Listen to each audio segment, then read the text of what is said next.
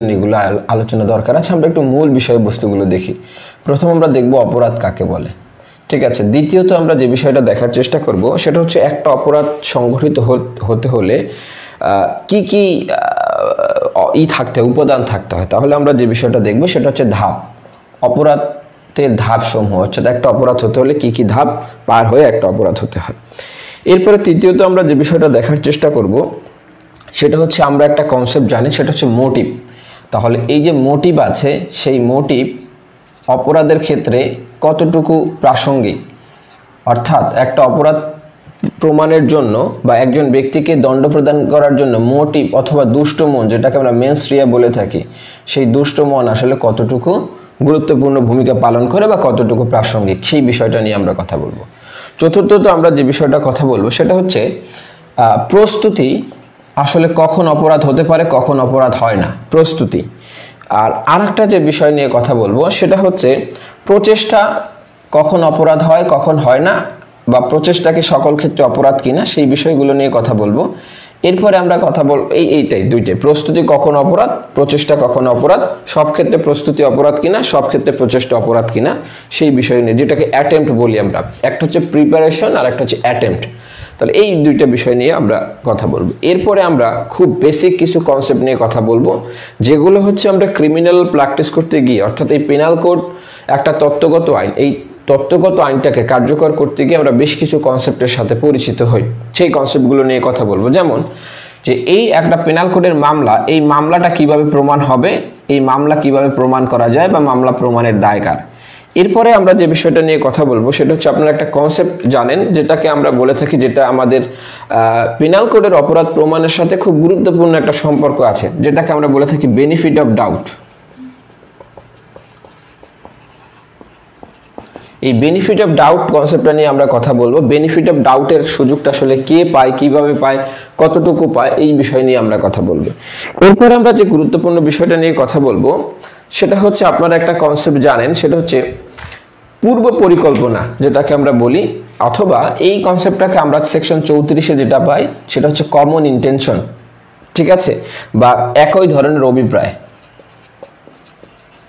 বা common intention, এই কনসেপ্টটা নিয়ে আমরা আলাপ করব। এরপরে যদি আমরা সময় পাই, যেহেতু আমাদের ক্লাসটা আরেকটু আগে হওয়ার কথা ছিল, এরপরে যদি আমরা এই আলোচনাগুলো যদি তাড়াতাড়ি শেষ হয়ে যায়, তাহলে আমরা অন্যান্য যে বিষয়গুলো আছে সেই বিষয়গুলো নিয়ে কথা বলবো। তাহলে আজকের ক্লাসে আমরা এই বিষয় আরেকটা বিষয় দেখব, সেটা হচ্ছে অন্য আইনে, অর্থাৎ স্পেশাল লয়ে যে সকল অপরাধ হয়, এই স্পেশাল লয়ের অপরাধগুলো বা স্পেশাল লয়ের বিচার কার্যক্রম শেষে পেনাল কোডে দণ্ড দেওয়া যায় কিনা, ঠিক আছে। এই কনসেপ্টটা নিয়ে খুব গুরুত্বতার সহিত আলোচনা করব, যে আসলে স্পেশাল লয়ে কোনো অপরাধ প্রমাণিত হলে যদি দেখা যায় যে এটা স্পেশাল লয়ে কগনিজেন্স নিয়েছে কিন্তু স্পেশাল লয়ে এটা অপরাধ হচ্ছে না, কিন্তু পেনাল কোডে অপরাধ হয়, তখন কি নতুন করে বিচার ছাড়া এই পেনাল কোডে দণ্ড প্রদান করার সুযোগ আছে কিনা, এই জটিলতা নিয়েও আমরা কথা বলবো। সুতরাং আপনারা বুঝতেই পারছেন যে আজকে যে প্রিলিমিনারি ক্লাসটা বা প্রথম ক্লাসটা আসলে টোটাল পেনাল কোডটা বোঝার জন্য কতটা বেশি গুরুত্বপূর্ণ সেটা আপনারা বুঝতে পারছেন। অসংখ্য শেয়ার দিয়েছেন, থ্যাংক ইউ। আপনারা যারা শেয়ার দিচ্ছেন আপনাদের অসংখ্য ধন্যবাদ। আবারও বলে থাকি যে এটা আমাদের বার কাউন্সিল লিখিত ব্যাচের একটি ক্লাস। আপনি চাইলে এই ক্লাসটা যাচাই ক্লাস হিসাবে ব্যবহার করতে পারবেন। আপনার যদি এই ক্লাসটা পছন্দ হয় অথবা আপনি যদি আমাদের সাথে যোগাযোগ করতে চান, তাহলে এই যে নাম্বারটা আছে 0191045953, এই নাম্বারে আপনি যোগাযোগ করে আমাদের সাথে ভর্তি সংক্রান্ত ব্যাপারে আলাপ করতে পারবেন। আমাদের এটা রিটেন ব্যাচের নতুন ব্যাচের একটা ক্লাস, সুতরাং আপনারা চাইলে রিটেন ব্যাচে ইনক্লুড হতে পারেন। তারপরে আপনাদের রিকোয়েস্ট থাকবে যে আপনারা শেষ পর্যন্ত ক্লাসটা দেখবেন, তারপর হচ্ছে আপনারা চাইলে সিদ্ধান্ত নিতে পারবেন। তাহলে চলে যাই আজকের আমরা ক্লাসে। আর যারা শেয়ার দিচ্ছেন তাদের জন্য থাকছে যে যারা শেয়ার দিবেন তাদের মধ্যে থেকে একজনকে আমরা একটা নোট গিফট করবো, আমাদের যে রিটেন নোট মুসাবিদা ফরম্যাট সহ। তাহলে প্রথম চলে যাই একদম মূল কনসেপ্টে, সেটা হচ্ছে অপরাধ কাকে বলে। সেই কনসেপ্টটা নিয়ে আমরা একটু কথা বলি। দেখেন, অপরাধ কাকে বলে, সাধারণভাবে আমরা যদি বলি যে যদি কেউ আইন ভঙ্গ করে সেটা একটা অপরাধ, ঠিক আছে। এটা হচ্ছে একদম মৌখিক কথা বা একদম সাধারণভাবে সাধারণ মানুষের কথা। কিন্তু অপরাধ কাকে বলে, অপরাধের আমরা যদি কোনো স্কলারের সংজ্ঞা না দেখে দুইটা সংজ্ঞা পাই, সেটা হচ্ছে একটা সংজ্ঞা পাই আমরা হচ্ছে দণ্ডবিধিতে। তাহলে আমরা একটু অপরাধ কনসেপ্টের সাথে পরিচিত হই, যদিও এটা একদম খুব বেশি গুরুত্বপূর্ণ ব্যাপারটা এমন না, তারপরে যেহেতু অপরাধ সংক্রান্ত আইন পড়ি, এটার সাথে একটু পরিচিত না হলে আসলে ব্যাপারটা ভালো দেখায় না। তাহলে আমাদের যে পেনাল কোড আছে বা পিসি যেটাকে আমরা সংক্ষেপে বলি 1860 সালের আইন, 1860 সালের আইনের সেকশন 40 এখানে আসলে অপরাধের সংজ্ঞাটা প্রদান করা হয়েছে। ঠিক আছে, এখন এখানে অপরাধ বলতে কি বোঝানো হয়েছে দেখেন, এখানে বেশ কয়েকটা কথা বলছে। এই কথাগুলো যদি আমরা সংক্ষেপ করি তাহলে এখানে তিনটা উপাদান পাই। প্রথম যে উপাদানটা পাই সেটা হচ্ছে অপরাধ বলতে দণ্ডবিধি অনুযায়ী যে সকল শাস্তিযোগ্য কাজ, দণ্ডবিধি অনুযায়ী যেগুলো কি শাস্তিযোগ্য, তাহলে সেই বিষয়গুলোকে আমরা বলেছি কি পেনাল কোড বলছে দণ্ডবিধি অনুযায়ী যেগুলো শাস্তিযোগ্য সেগুলো অপরাধ। আচ্ছা, এরপরে যে কথাটা বলেছে সেটা হচ্ছে বিশেষ আইনে যেগুলো শাস্তিযোগ্য, বিশেষ আইনে যেগুলো শাস্তিযোগ্য। বিশেষ আইন আমরা কাকে বলি দেখেন, দণ্ডবিধি ছাড়া আরো কিছু আইন আছে যে আইনগুলো আসলে পেনালাইজ করার জন্য অথবা দণ্ড প্রদান করার জন্য বা দণ্ড সংক্রান্ত তত্ত্বগত আইন, যেমন এগুলো আসলে নারী ও শিশু নির্যাতন দমন আইন, তারপর হচ্ছে যে মাদক দ্রব্য নিয়ন্ত্রণ আইন। এই যে আইনগুলো এগুলো তো আসলে পেনাল কোড না, এটা তো আমরা পেনাল কোডের মধ্যে পড়ে না, তাহলে এগুলো কি স্পেশাল ল। তাহলে স্পেশাল ল বা বিশেষ আইনে যে অপরাধগুলো শাস্তিযোগ্য সেটাকে আমরা অপরাধ হিসাবে সাব্যস্ত করব। আরেকটা কথা বলা হয়েছে সেটা হচ্ছে স্থানীয় আইন। যদিও এই আইনের সুযোগ এখন বাংলাদেশে নাই, তারপরও আমরা যেহেতু পেনাল কোডে আছে সেই কারণে একটু পড়ি। যদি স্থানীয় আইনে কোনো শাস্তিযোগ্য অপরাধ হয়, যেমন এটা কখন হয় আপনারা জানেন যে ভারতীয় উপমহাদেশে যখন ব্রিটিশরা শাসন করত তখন ইংল্যান্ডের বা শাসন ব্যবস্থা, ভারতীয় উপমহাদেশের শাসন ব্যবস্থা আলাদা ছিল। আবার ধরেন হচ্ছে যেটাকে আমরা পার্বত্য অঞ্চলের শাসন ব্যবস্থা আলাদা, তাহলে পার্বত্য অঞ্চলের শাসন ব্যবস্থায় যেগুলো অপরাধ হিসেবে আছে সেগুলো কিন্তু সাধারণ অন্যান্য জায়গায় অপরাধ হিসেবে নাই। তাহলে এই যে স্থানীয় যে সকল আইন আছে সেই আইনেও যদি কোনো জিনিস শাস্তিযোগ্য হয় সেটা আমরা অপরাধ বলতে পারি।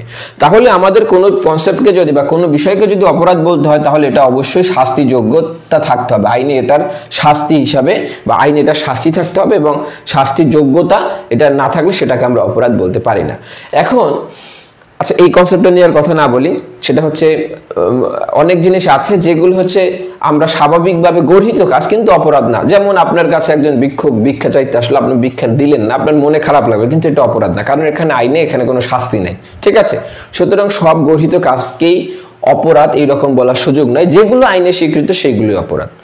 এখন আমরা যে বিষয়টা নিয়ে কথা বলবো সেটা হচ্ছে আমাদের আর একটা জায়গায় এই অপরাধের সংজ্ঞা প্রদান করা হয়েছে, সেটা হচ্ছে আমরা যদি সিআরপিসি লক্ষ্য করি, সিআরপিসিতে যে সংজ্ঞাটা প্রদান করা হয়েছে অর্থাৎ সিআরপিসির যতটুকু সংজ্ঞা দেখা প্রয়োজন সেটা হচ্ছে এইখানে অপরাধের সংজ্ঞা সেকশন 4 বলেছে। এই অপরাধের যদি সিআরপিসি বলতে আমরা the code of criminal procedure বুঝাচ্ছি, ফৌজদারি কার্যবিধিকে বুঝাচ্ছি। তাহলে এই সেকশন 4 যে সংজ্ঞাটা সেটা যদি একটু লক্ষ্য করি তাহলে এখানে বলছে কার্য বা কার্যবিরতি যেগুলো বর্তমান বলবৎ আইনে শাস্তিযোগ্য। তাহলে এখানে দুইটা কথা বলছে। অপরাধ হতে হলে আপনি কোনো কার্য করতে পারেন অথবা কোনো কার্যবিরতিও রাখতে পারেন। তাহলে অপরাধ করতে গিয়ে আপনি যদি কোনো কার্য করেন অথবা কোনো কার্যবিরতি করেন, যে কার্য বা কার্যবিরতি কি আইনে শাস্তিযোগ্য, তাহলে সেটাকে অপরাধ। এখন আপনারা বলতে পারেন যে ভাইয়া কার্য বুঝলাম যে একটা কাজ করলে অপরাধ হবে, তাহলে কার্যবিরোধী অপরাধ কিভাবে হয়? দেখেন, আপনি একজন পুলিশ কর্মকর্তা, আপনার কাজ কি? আপনার কাজ হচ্ছে অপরাধীকে গ্রেফতার করা, আটক করা। তাহলে আপনি অপরাধীকে আটক করতে গিয়ে আপনি আসলে তাকে আটক না করে দাঁড়িয়ে থাকলেন, তাকে চলে যাওয়ার সুযোগ দিলেন, অথবা কেউ জেল হেফাজতে থেকে পালাচ্ছে আপনি তাকে সেই পালানোর সুযোগ দিচ্ছেন, আপনি কিন্তু এখানে কাজ করছেন না, কার্যবিরতি আপনি করছেন। অথবা আপনি যে একটা অপরাধ প্রতিরোধ করার আপনার দায়িত্ব, আপনি প্রতিরোধ না করে সেখানে নিশ্চুপ ভূমিকা পালন করলেন, অর্থাৎ বিরতি পালন করলেন। তাহলে এই বিরতি পালনের মাধ্যমে আপনি কি করতে পারেন? অপরাধী হতে পারেন। তাহলে দুইটা সংজ্ঞা আমরা দেখলাম। তাহলে মূল কনসেপ্ট এখানে হচ্ছে যে কাজ বা কার্যবিরতি যেটা আসলে আইনে শাস্তিযোগ্য, সেটা যে কোনো আইন হতে পারে, সেটাই আমরা অপরাধ হিসাবে সাব্যস্ত করব বা অপরাধ হিসাবে গণ্য করব। এতটুকু কনসেপ্ট ক্লিয়ার কিনা দেখেন, এটা বোঝা গেল কিনা? তাহলে অপরাধ কাকে বলে সেই বিষয়টা নিয়ে আমরা আলোচনা করলাম। এখন আমরা যে বিষয়টা নিয়ে কথা বলবো সেটা হচ্ছে অপরাধ হতে হলে আপনার কয়টা ধাপ পার হতে হয়, অথবা একটা অপরাধ আপনি কোন কোন ওয়ে ফলো করলে এই কাজটা অপরাধ হবে। ঠিক আছে, তাহলে আমরা একটু দেখার চেষ্টা করি যে অপরাধের যে ধাপগুলো সেই ধাপগুলো নিয়ে আমরা একটু কথা বলার চেষ্টা করি। তাহলে আমরা চলে যাব অপরাধের ধাপ নিয়ে কথা বলার জন্য। তাহলে আমরা দেখি অপরাধের ধাপ। দেখেন, একটা অপরাধ হতে হলে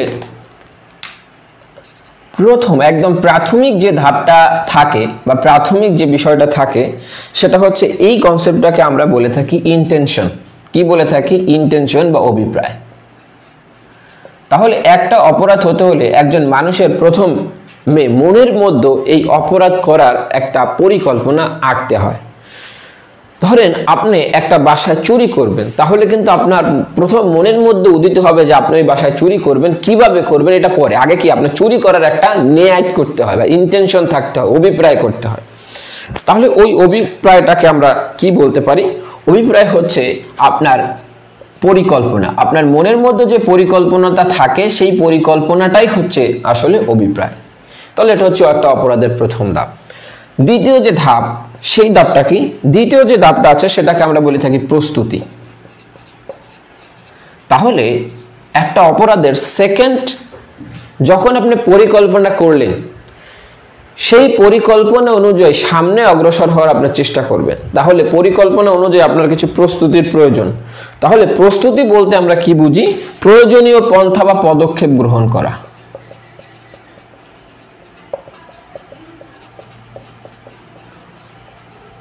তাহলে প্রয়োজনীয় পন্থা বা পদক্ষেপ আসলে বিষয়টা কি?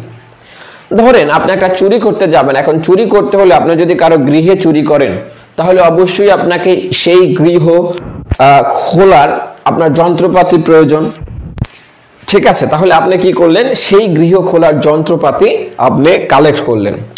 ওই গৃহর কে কোথায় কি কোথায় থাকে সেগুলো সম্পর্কে আপনি ইনফরমেশন কালেক্ট করলেন। তাহলে এই বিষয়গুলো হচ্ছে প্রস্তুতি। অর্থাৎ প্রয়োজনীয় পন্থা, কোন পন্থায় আপনি কাজটা করবেন এই অভিপ্রায় বাস্তবায়নের জন্য এবং আপনি কি কি পদক্ষেপ নেবেন, এইটা যে পর্যায়ে আপনি সিলেক্ট করেন সেটা হচ্ছে প্রস্তুতি। 3 নম্বর যে বিষয়টা, সেটাকে আমরা বলে থাকি প্রচেষ্টা। এখন এই প্রচেষ্টা হচ্ছে যখন আপনি প্রস্তুতি গ্রহণ করে অপরাধ করার জন্য সামনে অগ্রসর হলেন, অপরাধ করতে অগ্রসর হলেন। এই অপরাধ করতে যখন আপনি অগ্রসর হলেন, দ্যাট মিনস আপনি প্রচেষ্টা করছেন। ধরেন আপনি চুরি করতে গিয়েছেন, গিয়ে আপনি হচ্ছে যে গৃহ, সেই গৃহের তালা ভেঙেছেন।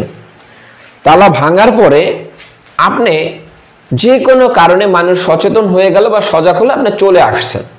এখন আপনি কি অপরাধটা করতে পেরেছেন?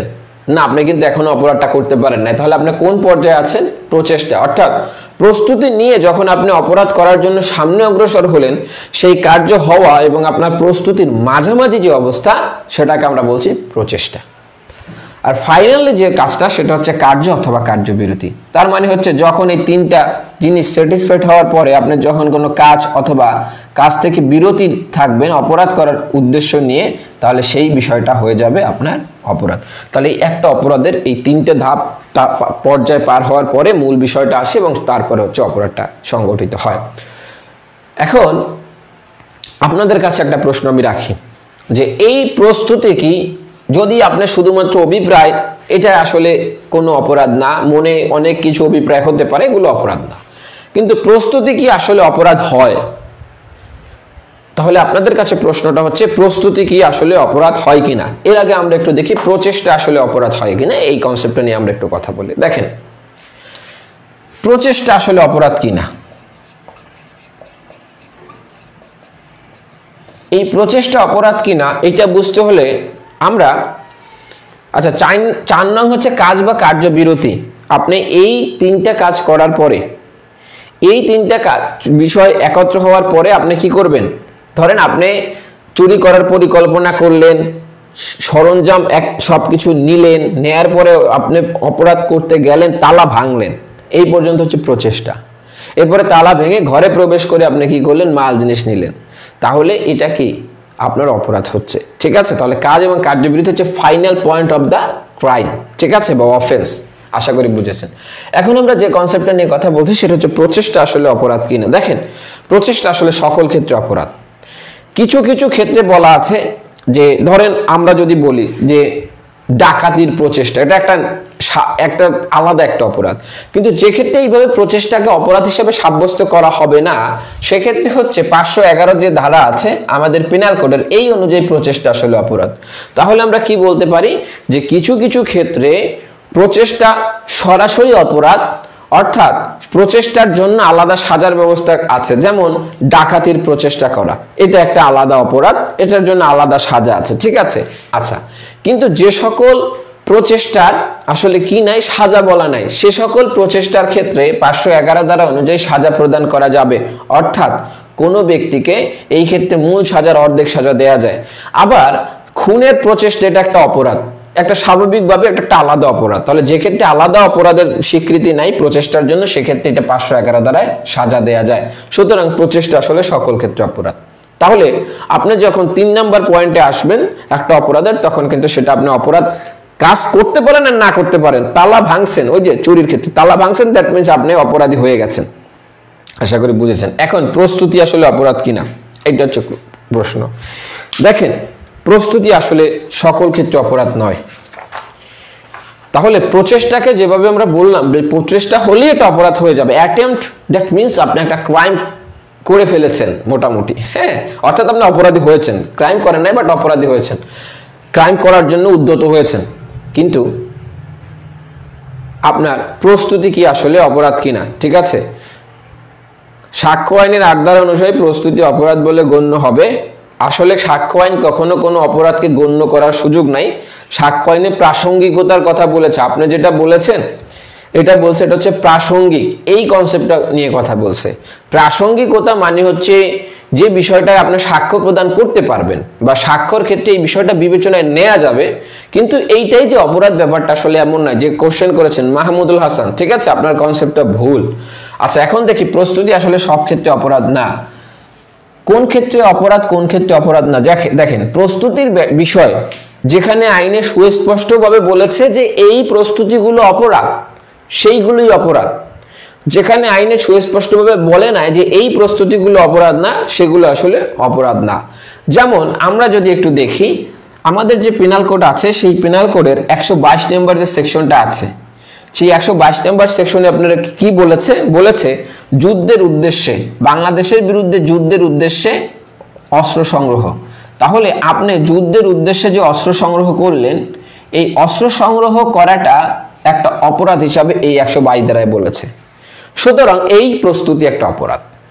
আবার 126 ধারায় আপনি যদি বাংলাদেশের সাথে যে সকল রাষ্ট্রের বন্ধুত্ব সম্পর্ক আছে, সেই বন্ধুত্ব সম্পর্ক রাষ্ট্রের যদি সম্পত্তি লুণ্ঠন করার চেষ্টা বা প্রস্তুতি গ্রহণ করেন, তাহলে সেটা একটা অপরাধ। তারপর সেকশন 152 ধারায় আপনি কোনো ব্যক্তিকে যদি আক্রমণ করার জন্য প্রস্তুতি গ্রহণ করেন, সেটা একটা অপরাধ। তারপর আপনি যদি 399 ধারায় ডাকাতির জন্য প্রস্তুতি গ্রহণ করেন, আচ্ছা এটা 152 হবে না, 352 হবে। 399 ধারায় যদি ডাকাতির জন্য প্রস্তুতি নেন, সেটা একটা অপরাধ। তাহলে আমরা কি বললাম, যে সকল প্রস্তুতি আসলে অপরাধ হবে না। যে সকল ক্ষেত্রে আইনে সুস্পষ্টভাবে বলা আছে যে এই প্রস্তুতিগুলো অপরাধ, শুধুমাত্র সেই সকল ক্ষেত্রে এটা অপরাধ হিসাবে সাব্যস্ত হবে। তাহলে আশা করি বুঝেছেন যে প্রস্তুতি কখনো অপরাধ, প্রস্তুতি কখনো অপরাধ না, প্রচেষ্টা কখনো অপরাধ, আসলে প্রচেষ্টা সকল ক্ষেত্রে অপরাধ। ওকে, থ্যাংক ইউ। সুজিত কুমার সাহা উনি কমেন্ট করেছেন, উনি শেয়ার দিয়ে ডান লিখেছেন, থ্যাংক ইউ। তাহলে আবারও বলবো, এটা আমাদের বার কাউন্সিল লিখিত ব্যাচের একটি ক্লাস। আমাদের ক্লাসটি আপনারা যাচাই ক্লাস হিসেবে বিবেচনা নিতে পারেন। এটা আমাদের পেনাল কোডের প্রথম ক্লাস। আপনাদের যাদের ভালো লাগবে ক্লাসটা, বা যারা মনে করেন আমাদের সাথে এই পথে অগ্রসর হতে চান, তারা আমাদের এই উপরে দেওয়া নাম্বারে যোগাযোগ করতে পারেন। আর যেটা বলবো সেটা হচ্ছে, এই যে আমাদের লিখিত ব্যাচের প্রস্তুতির জন্য এটা একটা কমপ্লিট প্যাকেজ। এই প্যাকেজে আপনি বার কাউন্সিল লিখিত নোট পাবেন এবং আপনি আপনাদের গ্রুপ থেকে ঘুরে আসতে পারেন যে গত বছর কতগুলো কমন ছিল। দ্বিতীয়ত আপনি যেটা পাবেন সেটা হচ্ছে মুসাবিদার ফরম্যাট আপনাকে এবং নোট কুরিয়ার করে পাঠিয়ে দেওয়া হবে পরীক্ষার আগ পর্যন্ত। অর্থাৎ পরীক্ষা যদি 2027 সালে হয়, পরীক্ষার আগ পর্যন্ত, মানে একবার ফি দিয়ে, মানে একটা ফিতে আপনি পরীক্ষার আগ পর্যন্ত ক্লাস করার সুযোগ পাবেন। মূল ক্লাস, রিভিউ ক্লাস ছাড়াও আপনি এখানে সলভ ক্লাস পাবেন। অর্থাৎ আপনাদের যে এক্সামগুলো নেওয়া হবে সেগুলোর সলভ ক্লাস পাবেন, এবং আপনাদের 1000 নম্বরের পূর্ণাঙ্গ মডেল এক্সাম নেওয়া হবে মানসম্মত, প্লাস হচ্ছে শর্ট এক্সাম অনেকগুলো নেওয়া হবে। সুতরাং আপনি চাইলে এই কমপ্লিট প্যাকেজে যুক্ত হতে পারেন। যুক্ত হওয়ার জন্য কমেন্টে অথবা ইনবক্সে অথবা এই নাম্বারে যোগাযোগ করতে পারেন। আচ্ছা, এখন আমরা যে একটু দেখার চেষ্টা করি, একটু আগে যে কনসেপ্টটা নিয়ে কথা বলেছে আপনার হচ্ছে যেটাকে আমরা বলে থাকি মোটিভের যে প্রাসঙ্গিকতা নিয়ে যে মাহমুদুল হাসান কথা বলেছিলেন। এখন একটু দেখি মোটিভের বিষয়টা নিয়ে আমরা একটু দেখার চেষ্টা করি। দেখেন, মোটিভ আজকে আগে যেভাবে গুরুত্ব দেওয়া হতো বর্তমানে আসলে ওইভাবে গুরুত্ব দেওয়া হয় না। এখন তাহলে আমরা একটু দেখি মোটিভের প্রাসঙ্গিকতাটা কি সেই বিষয় নিয়ে একটু কথা বলি। তাহলে মোটিভের প্রাসঙ্গিকতা,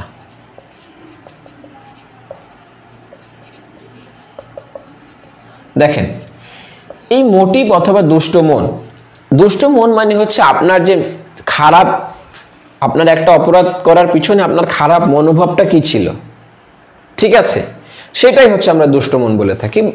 এখন এই যে মোটিভ অথবা দুষ্ট মন যেভাবেই আমরা বলি না কেন, আসলে এটার প্রাসঙ্গিকতা আছে কিনা, তাহলে এটার আসলে প্রাসঙ্গিকতা আছে কিনা এটা দেখতে হলে ওই যে কথাটা বলছেন সেকশন 8 অফ দ্য সাক্ষ্য আইন, অর্থাৎ এভিডেন্স অ্যাক্টের সেকশন 8, এইখানে বলছে যে মোটিভ অথবা দুষ্ট মন কি, যেটাকে বলি মোটিভ সাক্ষ্য দেওয়ার ক্ষেত্রে প্রাসঙ্গিক। তাহলে কি বললাম, সাক্ষ্য দেওয়ার ক্ষেত্রে প্রাসঙ্গিক। তার মানে হচ্ছে একটা অপরাধের মোটিভ কি ছিল অথবা ওই ব্যক্তির দুষ্ট মনে বা দুষ্ট মনে কি ছিল বা দুষ্ট মনের অবস্থানটা বা যেটাকে আমরা বলি গিলটি মাইন্ড অথবা মেন্স রিয়া, এই বিষয়গুলো আপনি কি করতে পারবেন, সাক্ষ্য হিসাবে উপস্থাপন করতে পারবেন। এখন এই সাক্ষ্যটা কতটুকু অ্যাকসেপ্ট হবে না হবে এটা আদালতের ডিসিশন, কিন্তু আপনি এটাকে সাক্ষ্য হিসাবে উপস্থাপন করতে পারবেন আদালতে। এখন একটা অপরাধের দণ্ড দেওয়ার জন্য এটার কতটুকু ভূমিকা থাকে, ধরেন একটা অপরাধের ক্ষেত্রে একজন ব্যক্তির কোনো দুষ্ট মন নাই কিন্তু তিনি অপরাধ করে ফেলেছেন, এখন কি আমি তাকে দণ্ড দিব না? ধরেন একজন ব্যক্তির তার দুষ্ট মন ছিল না কিন্তু তিনি কি করে ফেলেছেন, একজন ব্যক্তিকে খুন করে ফেলেছেন, এখন আমি কি তাকে দণ্ড দিব না? যে তার দুষ্ট মন নাই এই কারণে আমি তাকে দণ্ড দিব না। দেখেন এই ক্ষেত্রে আমরা যে উচ্চ আদালতের রায়গুলো দেখি, সেই রায়ে আমরা যে বিষয়টা দেখি সেটা হচ্ছে এই দুষ্ট মন বা মোটিভ এইটার গুরুত্বটা কখন দেওয়া হয়। আমরা একটা মামলার রেফারেন্স দিতে পারি 38 ডিএলআর হাইকোর্ট 289।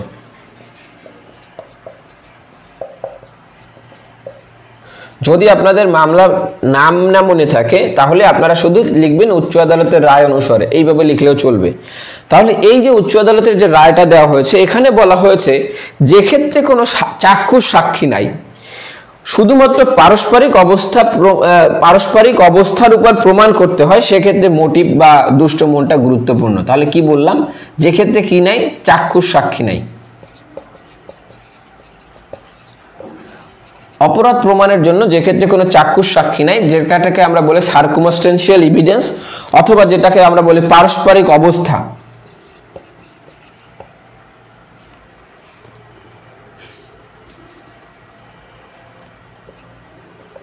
বা যেটাকে বলি হচ্ছে যে অবস্থানগত সাক্ষ্যের উপর, অবস্থাগত সাক্ষ্যের উপর নির্ভর করতে হয়, সেই ক্ষেত্রে আসলে মোটিভটা গুরুত্ব আছে। তবে যদি কোনো বিষয়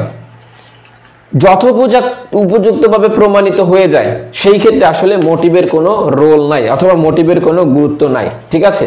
তাহলে কি বললাম, কোনো অপরাধ যদি প্রমাণিত হয়ে যায় তাহলে এটার মোটিভ, উদ্দেশ্য, দুষ্টমন কিছু এগুলো দেখার প্রয়োজন নাই। তাহলে কি বললাম, যদি অপরাধ প্রমাণিত হয়ে যায় বা অপরাধ সম্পর্কে অপরাধ প্রমাণিত হয়ে যায় কিসের মাধ্যমে, উপযুক্ত সাক্ষ্যর মাধ্যমে যদি অপরাধ প্রমাণিত হয়ে যায় তাহলে আমাদের কি নাই, এই মোটিভ বা দুষ্টমন এই কনসেপ্টগুলো বর্তমানে অপ্রাসঙ্গিক বা এগুলোর কোনো দরকার নেই, এগুলো গুরুত্ব দেওয়ারই প্রয়োজন নেই।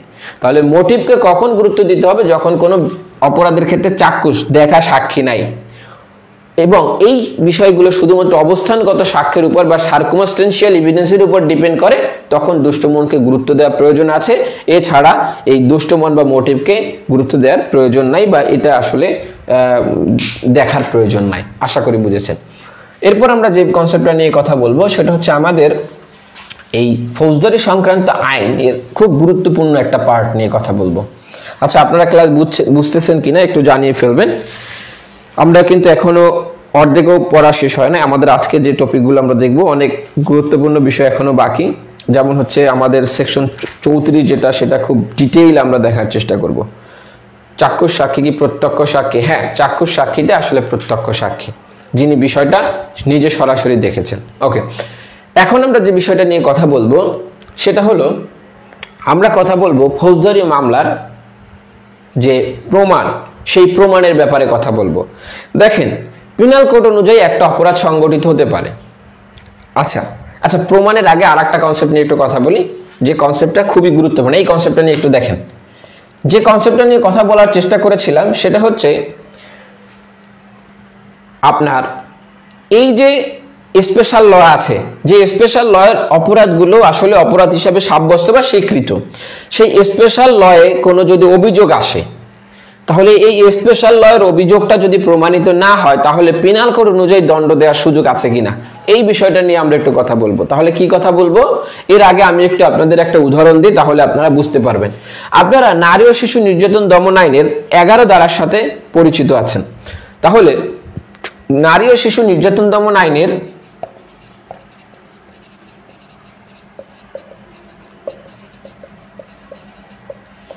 নারী ও শিশু, আপনাদের এখন যে কোশ্চেনগুলো হয় আপনাদের মানে বার কাউন্সিলে লিখিত, এগুলো জানেন যে প্র্যাকটিক্যাল অনেক বেশি কোশ্চেন থাকে, সুতরাং এই বিষয়টা খুব গুরুত্বপূর্ণ। নারী ও শিশু নির্যাতন দমন আইনের নাম আপনারা শুনেছেন। এই আইনের 11 নামে একটা ধারা আছে, 11 যে ক। এখন একজন ব্যক্তিকে 11 ক দ্বারায় অভিযুক্ত করা হয়েছে। এখন নারী ও শিশু নির্যাতন দমন আইনের বিচারটা করবে কে? ট্রাইব্যুনাল বিচারটা করবে। এখন ট্রাইব্যুনাল যদি বিচার করে, এই ট্রাইব্যুনাল 11 ক দ্বারায় 2টা উপাদান থাকতে হয়। একটা থাকতে হয় খুন, প্রথম যে উপাদানটা থাকতে হবে সেটা হচ্ছে যৌতুকের দাবি থাকতে হবে, যৌতুকের দাবি। দ্বিতীয় থাকতে হবে এই যৌতুকের দাবিতে খুন।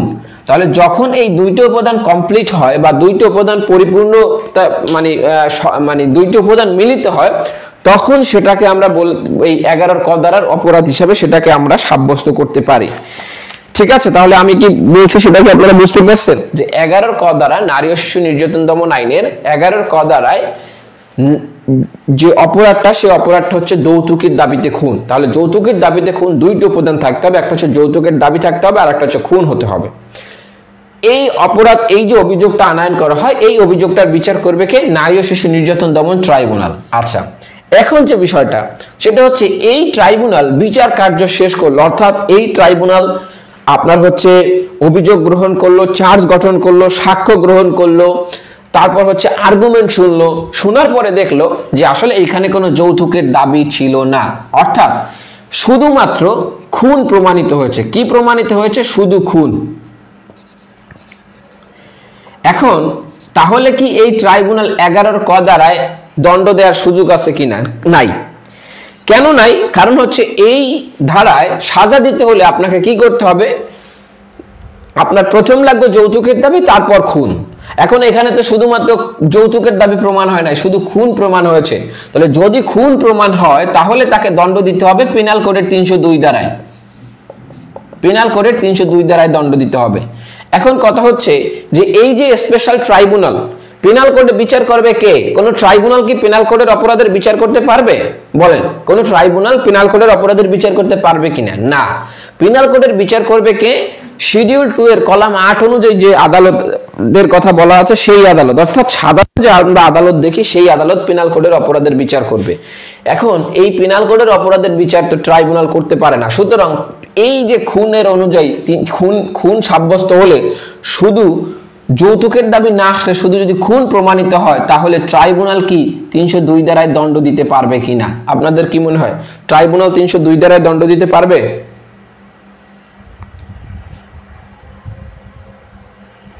আমার কি প্রশ্ন আপনারা বুঝেছেন? এই বিষয়টা বুঝলে আপনারা বুঝবেন যে আসলে পেনাল কোড আমরা যেভাবে দেখি যে সকল আদালত দণ্ড দিবে, এর বাইরে আসলে কেউ দণ্ড দিতে পারে কিনা, এই রকমের সুযোগ আছে কিনা, যদি পেনাল কোডের সাথে এটা সম্পর্ক থাকে বা এটার সাথে যদি সামঞ্জস্য থাকে। আচ্ছা, পারবে না। ওকে, আপনারা ম্যাক্সিমাম বলেছেন যে আসলে এটা পারবে না, এটা দিতে পারবে না। কিন্তু এখন তাহলে কি করতে হবে? মামলাটাকে ট্রান্সফার করতে হবে, স্থানান্তর করতে হবে। কার কাছে? ধরেন জেলা ও দায়রা জজের কাছে ট্রান্সফার করবে। হ্যাঁ, তাহলে দায়রা জজ আবার কি করবে? আবার সে হচ্ছে শুরু থেকে প্রথমে হচ্ছে কি করবে? যে চার্জ গঠন করবে, সাক্ষ্য গ্রহণ করবে, আর্গুমেন্ট শুনবে, তারপর আবার তাকে দণ্ড দিতে হবে। তাহলে এই যে লোকটা যার উপরে হ্যাসেলটা হলো, তাকে তো প্রথমত হচ্ছে আদালতের টাইম কনজিউম হচ্ছে, সেকেন্ডলি হচ্ছে ওই সাক্ষীদের বারবার ডাকা হচ্ছে, অনেক সাক্ষী মারা যেতে পারে, না পাওয়া যেতে পারে, তাহলে এখানে সাক্ষ্য হারানোর একটা ভয় থাকে, আদালতের সময় ক্ষেপণের একটা ভয় থাকে, অলরেডি যেখানে খুনটা প্রমাণিত হয়েছে। তারপরে আবার কি করতেছি আমরা, এই একই বিচারটা করার জন্য ট্রান্সফার করা প্রয়োজন হলে আবার সেই একই জিনিস বারবার আসতেছে। তাহলে এইটা এড়ানোর জন্য আসলে এইখানে একটা কনসেপ্ট ক্রিয়েট হয়েছে, যেটা হচ্ছে আপনারা উচ্চ আদালতের রায় অনুযায়ী পাবেন 67 DLR AD 72। এছাড়াও এই রায়টা এই 172 এছাড়াও অনেক মামলায় এই রকমের নজির পাওয়া যায় যে স্পেশাল আদালত বা স্পেশাল ল অনুযায়ী কোনো অভিযোগ আনয়ন করে এটাকে পেনাল কোডে যদি এটা প্রমাণিত হয় তাহলে দণ্ডিত করার সুযোগ দেওয়া হয়েছে। এখানে যে বিষয়টা দেখা হয় সেটা হচ্ছে যিনি আসামি আছেন তিনি ক্ষতিগ্রস্ত হচ্ছেন কিনা। তাহলে কি দেখা হবে, যিনি আসামি আছেন তিনি ক্ষতিগ্রস্ত হচ্ছেন কিনা। যদি আসামি ক্ষতিগ্রস্ত হওয়ার সম্ভাবনা থাকে, যদি আসামি ক্ষতিগ্রস্ত হওয়ার সম্ভাবনা থাকে তাহলে এই স্পেশাল ল অনুযায়ী যে ট্রাইব্যুনালটা বা স্পেশাল আদালত, সেই স্পেশাল আদালত দণ্ড দিবে না, তিনি মামলাটাকে ট্রান্সফার করবে। তাহলে স্পেশাল আদালত কি করবে না, দণ্ড দিবে না, তিনি মূল আদালতের কাছে অথবা এই যে পেনাল কোডের বিচার যে আদালত করতে পারে সেই আদালতের কাছে মামলাটা কি করবে, স্থানান্তর করবেন বা হস্তান্তর করবেন, যেটাই আমরা বলি না কেন। কিন্তু যদি দেখে এই পক্ষ বা আসামির ক্ষতিগ্রস্ত হওয়ার সম্ভাবনা নাই, তাহলে আদালত কি করবে, আদালত হচ্ছে এই সাজাটা নিজে প্রদান করে দিতে পারবে, অর্থাৎ পেনাল কোডের সাজা নিজে প্রদান করতে পারবে। শাস্তি কি পেনাল কোড অনুযায়ী, হ্যাঁ শাস্তি পেনাল কোড অনুযায়ী দিবে। তাহলে এই বিষয়টা কি এখন বুঝতে পারছেন কিনা।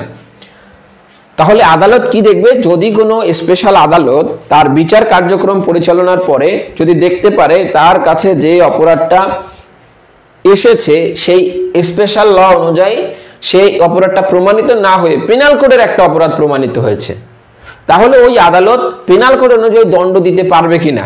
তাহলে এখানে উচ্চ আদালতের যে রায় এসেছে সেখানে বলছে যে পারবে, তবে এখানে যে বিষয়টা দেখতে হবে যে ওই ব্যক্তির ক্ষতিগ্রস্ত হওয়ার সম্ভাবনা আছে কিনা। যদি আসামির ক্ষতিগ্রস্ত হওয়ার সম্ভাবনা থাকে তাহলে আদালত কি করবে না, যে এই দণ্ড দিবে না, বরং এটা পেনাল কোড অনুযায়ী যে আদালত দণ্ড দিতে পারে সেই আদালতের কাছে স্থানান্তর করবে, সে এটাকে বিচার করে দণ্ড দিবে।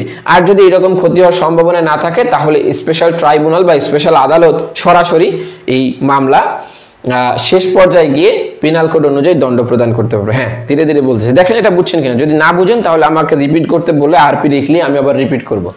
তাহলে আপনাদের আবারও বলে ফেলি, আপনারা যারা অলরেডি ক্লাসে যুক্ত হয়েছেন সবাইকে আন্তরিকভাবে ধন্যবাদ। আপনারা অনেকেই ক্লাসটা শেয়ার দিয়েছেন, যারা এখনও শেয়ার দেননি শেয়ার দিয়ে দিবেন, এবং যারা শেয়ার দিচ্ছেন তাদের মধ্যে থেকে একজন বিজয়ী আমাদের হচ্ছে বার কাউন্সিল লিখিত নোট পেয়ে যাবেন ফ্রিতে, প্রোভাইডেড আন্ডার, হ্যাঁ পানিশমেন্টটা পেনাল কোডে দিতে হবে, রাইট, ঠিক আছে। যদি স্পেশাল ল দেয় তাহলে পানিশমেন্ট অবশ্যই পেনাল কোডে, কারণ এই 11 ক দ্বারায় তার দণ্ড দেওয়ার তো সুযোগ নয়। তাহলে তিনি কি করবেন, দেখছেন যে ক্ষতিগ্রস্ত হচ্ছেন না তখন এইটা করবেন। যদি দেখে যে আসামি ক্ষতিগ্রস্ত হচ্ছে তাহলে কিন্তু এটার সুযোগ নেই। হ্যাঁ তাহলে আমরা যেটা বলতে চাচ্ছিলাম বা যেটা বলছি সেটা হচ্ছে আপনাদের জন্য আমাদের যে স্পেশাল নোটটা আছে লিখিত সেটা পেয়ে যাবেন, প্লাস মুসাবিদার ফরম্যাট সহ আপনাকে কুরিয়ার করে পাঠিয়ে দেব। যারা শেয়ার দিয়ে ডান লিখবেন তাদের মধ্যে থেকে একজন বিজয়ীকে, ওকে। এটা গেল একটা। আর যারা আমাদের ক্লাসটা করছেন আপনাদের যদি মনে হয় যে আমাদের সাথে যুক্ত হওয়া প্রয়োজন তাহলে অবশ্যই যুক্ত হয়ে নেবেন আমাদের সাথে উপরোক্ত নাম্বারে যোগাযোগ করে। আর একটা বিষয় বলবো, সেটা হচ্ছে আপনাদের যে সকল বন্ধু আছে যারা বার কাউন্সিল লিখিত প্রস্তুতি নিচ্ছে, অথবা যারা বার কাউন্সিল প্রিলি ব্যাচ আমাদের 24 আগস্ট থেকে শুরু হবে, যারা প্রিলি অথবা লিখিত প্রস্তুতি নিচ্ছে তাদেরকে মেনশন করতে পারেন, তারা এই ক্লাসটা দেখতে পারে। আচ্ছা, এখন বলছেন ক্ষতিগ্রস্ত কিভাবে হবে, সেই বিষয়টা নিয়ে আমরা একটু কথা বলি। দেখেন, ক্ষতিগ্রস্ত নির্ধারণ করার জন্য এখানে একটা সূত্র আছে। সূত্রটা হচ্ছে, আমরা এই যে স্পেশাল ল, যে লয়ে যে ধারায় বিচার করতেছি বা যে ধারায় হচ্ছে আদালত ট্রায়াল করলো, সেই ধারার সাজা আর পেনাল কোডের যে ধারাটার অপরাধ প্রমাণিত হলো, পেনাল কোডের যে অপরাধটা প্রমাণ হলো, এই ধারার সাজা কি রকম, এইটা দেখলে আপনি বুঝতে পারবেন যে আসলে কি, যে এটা ক্ষতিগ্রস্ত হচ্ছে কি হচ্ছে না। যদি দেখা যায় যে স্পেশাল লয়ে যে ট্রায়াল করলো এই ধারার সাজা হচ্ছে বেশি, পেনাল কোডের যে সাজা আছে এই সাজাটা কম, তাহলে পক্ষ ক্ষতিগ্রস্ত হবে। কিন্তু যদি দেখা যায় এই সাজাটা কম, পেনাল কোডের সাজাটা বেশি, তাহলে পক্ষ ক্ষতিগ্রস্ত হবে না। যদি দেখা যায় এই স্পেশাল লয়ের যে সাজাটা আছে এই সাজাটা আর পেনাল কোডের সাজাটা সমান, তাহলে পক্ষ ক্ষতিগ্রস্ত হবে না। তাহলে ক্ষতিগ্রস্ত কিভাবে হবে না? আমি যে ধারায় ট্রায়াল করেছি, স্পেশাল লয়ের যে ধারায় ট্রায়াল করেছি সেই ধারায় সাজা যদি বেশি হয়, আর পেনাল কোডের যে অপরাধটা প্রমাণ হিসেবে আমি ধরছি সে ধারায় সাজা যদি কম হয়, দ্যাট মিনস এখানে যদি আমি সাজা দিই সরাসরি, তাহলে স্পেশাল কোর্ট যদি সাজা প্রদান করে তাহলে এটা আসলে ক্ষতিগ্রস্ত হবে পক্ষ। কিন্তু যদি দেখা যায় যে এই দুইটা আসলে সমান অথবা স্পেশাল লয়ারটা কম আর পেনাল কোডের সাজাটা বেশি, তাহলে পক্ষ ক্ষতিগ্রস্ত হওয়ার সম্ভাবনা নাই। তাহলে এইখানে দেখেন যে 11 ক ধারার যে সাজাটা ছিল এই সাজাটা ছিল মৃত্যুদণ্ড, আবার পেনাল কোডের 302 ধারা সাজাটা সর্বোচ্চ সাজাটা কি মৃত্যুদণ্ড। তাহলে এই দুইটা সাজা কি সমান। সুতরাং আমি যদি এইটা ট্রায়াল করে এইটার দণ্ড দিই তাহলে পক্ষ ক্ষতিগ্রস্ত হওয়ার সম্ভাবনা নাই বা পক্ষ ক্ষতিগ্রস্ত হবে না বলবে আমরা মোটামুটি সন্তুষ্ট হতে পারি। তাহলে এতটুকুন ক্লিয়ার কিনা দেখছেন? এবার কি বুঝতে পারছেন যে ক্ষতি হবে কি হবে না এইটা আপনি কিভাবে বুঝবেন, এটা বুঝতে পারলেন কিনা? দেখেন এখন আমরা একটু পরের যে টপিকটা দেখবো সেই টপিকটা দেখার আগে আমরা জানবো আপনারা বুঝতে পারছেন কিনা বা বুঝছেন কিনা। আমরা একটা কোশ্চেন আপনাদের করে ফেলি, সেটা হচ্ছে আসলে একটা ফৌজদারি মামলার প্রমাণের দায় কার? একটা ফৌজদারি মামলা বা একটা ফৌজদারি বিষয় কে প্রমাণ করবে, এই কনসেপ্টটা নিয়ে আমরা কথা বলবো। বেনিফিট অফ ডাউট, এরপর হচ্ছে আমরা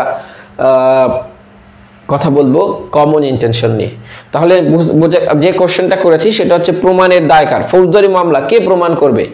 আচ্ছা বুঝেছেন, ফারিদুল ইসলাম উনি লিখছেন, বুঝছেন, ওকে থ্যাংক ইউ। আপনারা অনেকেই শেয়ার দিয়েছেন। হ্যাঁ রাখি, ফাতেমা খাতুন রাখি তিনি শেয়ার দিয়েছেন। বিশেষ আইনের সাথে মিল থাকতে হবে না, মিলটা এটা তো ঠিক হলো না, এটার সাজাটার কম বেশিটা দেখতে হবে, ঠিক আছে, মিল থাকার বিষয় না। ওকে আচ্ছা, তাহলে আপনাদের যে কোশ্চেনটা করেছি আপনারা অ্যান্সার দেওয়ার চেষ্টা করেন। আমরা চলে যাই সামনে। আমার মনে এতটুকু বুঝেছেন, তারপরে যদি না বুঝেন আমাকে রিপিট করতে বললে আমি আবার রিপিট করবো। ওকে, তাহলে ক্ষতিগ্রস্তের বিষয়টা মিল থাকার সুযোগ নাই, মিল অমিলের বিষয় নাই, বিষয়টা হচ্ছে আপনার হচ্ছে দণ্ডটার মাপকাঠিটা দেখতে হবে।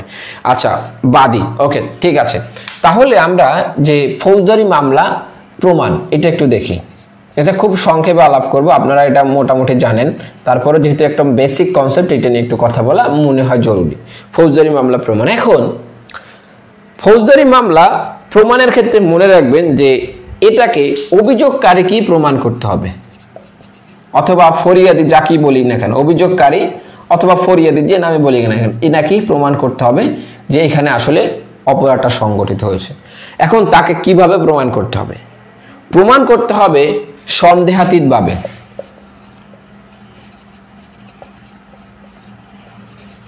অর্থাৎ উইদাউট এনি ডাউট। যদি তিনি উইদাউট কোনো ডাউট সৃষ্টি করেন, অর্থাৎ তিনি প্রমাণ করতে গিয়ে কোনো ডাউট সৃষ্টি করেন নিজের প্রমাণ করতে গিয়ে, তখন আসলে কিন্তু এই অভিযোগকারীকে দণ্ড দেওয়াটা আইনত বৈধ হবে না, এবং এটা যে উনি প্রমাণ করতে পেরেছেন এটাকে প্রমাণ হিসেবেও ধরা হবে না। তাহলে রিজনেবল ডাউট ছাড়া তাকে কি করতে হবে? তার বিরুদ্ধে যে অপরাধটা হয়েছে এটাকে প্রমাণ করতে হবে। এখন যে বিষয়টা সেটা হচ্ছে আসামির কি আসলে এখানে তার সাপেক্ষে বা তার কিছু প্রমাণ করার সুযোগ আছে কিনা। দেখেন এখন এই যে তার যে প্রমাণের সুযোগ আছে এইটা আসলে কখন, দেখেন আসামি একটা ফৌজদারি মামলায় আমরা যদি দেখি তাহলে আসামি আসলে কখন কথা বলার সুযোগ পায়? আসামি মূলত কথা বলার সুযোগ পায় চার্জ গঠনের সময়, অর্থাৎ চার্জ গঠনের সময় আসামি যদি চায় আসামির পক্ষ হয়ে কি করতে পারে? ডিসচার্জের আবেদন করতে পারে। তাহলে আইনজীবী কথা বলে, আসামি কথা বলে এক কথা, এছাড়া আসামি আর কোথায় কথা বলার সুযোগ পায় বা নিজেকে নির্দোষ প্রমাণের সুযোগ পায় অথবা নিজেকে প্রমাণের সুযোগ পায়, সেটা হচ্ছে এই বাদী বা ফরিয়াদের সাক্ষ্য, বাদী বলি সংক্ষেপে লিখি, বাদী অথবা ফরিয়াদের সাক্ষ্য যখন শেষ হয়ে যায় তখন হচ্ছে সাক্ষ্য শেষে আসামি তার আত্মপক্ষ সমর্থন বা তার নিজের বিষয়টাকে প্রমাণের সুযোগ পায়। এর আগে আসামির কোনো বিষয় প্রমাণের সুযোগ নাই। এখন যদি মামলাটা সেশন জাজ কোর্টে হয় বা তাহলে কি দেখা যায়, যদি মামলাটা সেশন জাজ কোর্টে হয় তাহলে দেখা যায় যে এই বাদী যদি প্রমাণ করতে ব্যর্থ হয় তখন আদালত সরাসরি আসামিকে খালাস দিতে পারে। ম্যাজিস্ট্রেট কোর্টের প্রসিডিং এটা নাই, কিন্তু সরাসরি তখনই খালাস প্রদান করতে পারে। সুতরাং টোটালি যে প্রমাণটা এটা বাদীর উপর ডিপেন্ড করে।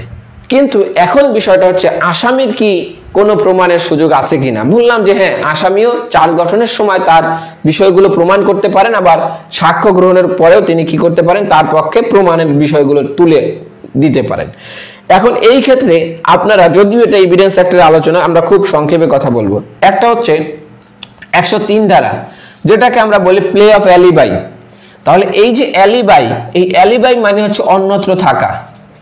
তাহলে আসামি যদি নিজেকে নির্দোষ দাবি করা সাপেক্ষে তিনি দেখান যে তিনি এই অভিযোগ, মানে যেদিন যখন যে সময়টা তার বিরুদ্ধে অপরাধ সংগঠিত হওয়ার কথা বলা হয়েছে সে সময় তিনি ছিলেন না, এটা যদি তিনি দেখাতে চান, ধরেন তিনি চিকিৎসা সেবায়, মানে চিকিৎসার কাজের জন্য বিদেশে ছিলেন অথবা অন্য কোথাও, তাহলে এটা যদি দেখাতে চান তাহলে এটা কিন্তু আসামিকেই প্রমাণ করতে হবে, এটা কিন্তু আবার বাদী প্রমাণ করবে না।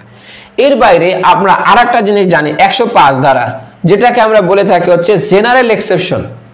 জেনারেল এক্সেপশন মানে হচ্ছে আমরা বলি সাধারণ ব্যতিক্রমী। এখন যদি কোনো আসামি সাধারণ ব্যতিক্রমের সুযোগ পেতে চান, তাহলে এই আসামি কি প্রমাণ করতে হবে যে তিনি এই কাজটা তার সাধারণ ব্যতিক্রমের মধ্যে পড়ে। ধরেন আমি যদি বলতে চাই যে আমি সেলফ ডিফেন্সের কারণে এই কাজটা সংগঠন করেছি, তাহলে আমাকে প্রমাণ করতে হবে যে হ্যাঁ এটা সেলফ ডিফেন্সের অন্তর্ভুক্ত এবং এই সেলফ ডিফেন্সের কারণেই আমি এটা করেছি। এটা কাকে প্রমাণ করতে হবে? আসামিকে। তাহলে অ্যালিবাই প্রমাণ করতে হবে আসামিকে, সাধারণ ব্যতিক্রমে প্রমাণ করতে হবে কাকে? আসামিকে। আর একটা মজার বিষয় জানি, সেটা হচ্ছে 106 ধারা, এটাকে বলা হয় ওয়াইফ কিলিং কেস অথবা হাজব্যান্ড কিলিং কেস, যদি এই নামেই বলা হয়, কিন্তু মূল বিষয়বস্তু হচ্ছে কোনো বিষয় যদি আসামির জ্ঞানের মধ্যে থাকে, কোনো বিষয় যদি আসামির জ্ঞানের মধ্যে থাকে তাহলে তাকে এই বিষয়টা প্রমাণ করতে হয় বা তাকে প্রমাণ করতে হবে। সুতরাং আমরা যে বিষয়টা বলি যে পুরো মামলাটা প্রমাণের দায়ভার বাদীর পক্ষে, তার সাপেক্ষে সাক্ষ্য হাজির করার দায়ভার বাদীর পক্ষে, কিন্তু যে বিষয়টা সেটা হলো আসামি যদি কোনো সুযোগ গ্রহণ করতে চায় অ্যালিবাই অথবা সাধারণ ব্যতিক্রমী অথবা তার জ্ঞানের মধ্যে যদি কোনো কিছু থাকে সেটা তাকে প্রমাণ করতে হবে। তাহলে দেখেন এই দুইটা সুযোগ উনি নিতে চাচ্ছেন দেখে এই দুইটা তাকে প্রমাণ করতে হবে আসামিকে। কিন্তু তিনি যদি সুযোগ নাও নিতে চান, 106 ধারার বিষয়টা কিন্তু তার জ্ঞানের মধ্যে যদি কিছু থাকে সেটা কিন্তু তাকে অবশ্যই প্রমাণ করতে হবে। তাহলে আমরা যে বলি যে ফৌজদারি মামলায় শুধুমাত্র বাদী প্রমাণ করবে, হ্যাঁ প্রাথমিকভাবে প্রাইমা ফেসিও বিষয়টা বাদীকে প্রমাণ করতে হবে, মামলার সাক্ষ্য প্রমাণ বা মামলার বিশ্বস্ততা বাদীকে উপস্থাপন করতে হবে, কিন্তু কিছু কিছু ক্ষেত্রে আসামিকেও তাকে নিজেকে রক্ষা পেতে হলে বা নিজেকে বাঁচাতে হলে তাকে কেউ কিছু কিছু বিষয় প্রমাণ করতে হয়। তাহলে আমরা কি বিষয়টা বুঝেছি কিনা? আচ্ছা, এই বিষয়টা নিয়ে একটু কথা বলি। ওয়াইফ কিলিং কেস বা হাজব্যান্ড কিলিং কেস, এখানে ধরেন একজন স্বামী এবং স্ত্রী একটা ঘরে বসবাস করতেছেন, হঠাৎ ধরেন হাজব্যান্ড আত্মহত্যা করলো। এখন এইটা যে আত্মহত্যা, এটা প্রমাণ করতে হবে ওয়াইফকে, কারণ ওয়াইফ নিজেও তো মেরে ফেলতে পারে। কিভাবে, কেন এটাকে আত্মহত্যা বলবেন? এর যে আশেপাশের যে সার্কামস্টেন্সেস আছে এগুলো, প্লাস হচ্ছে তিনি কি দেখলেন, এই বিষয়গুলো তাকে প্রমাণ করতে হবে। ঠিক আছে, তাহলে আমরা মোটামুটি এটা বুঝেছি, এই বিষয়গুলো সাক্ষ্য হয় না, আমরা আরো ডিটেইল কথা বলবো। এখন আমরা যে বিষয়টা নিয়ে কথা বললাম সেটা হচ্ছে এই প্রমাণের ক্ষেত্রে একটা কনসেপ্ট বলছি যে সন্দেহাতীতভাবে প্রমাণ করতে হবে, যেখানে আমরা বলছি যে বেনিফিট অফ ডাউট। এই বেনিফিট অফ ডাউটের সুযোগটা কে পাবে? তাহলে আমরা একটু কনসেপ্টটা দেখি, বেনিফিট অফ ডাউটটা কি। আচ্ছা, আপনারা বলে ফেলেন যে বেনিফিট অফ ডাউটের সুযোগ আসলে কে পায়, সেটা একটু আপনারা কমেন্টে জানিয়ে ফেলেন, দেখি আপনাদের উত্তরটা আমার সাথে কারেক্ট হচ্ছে কিনা বা আমার সাথে মিলে কিনা।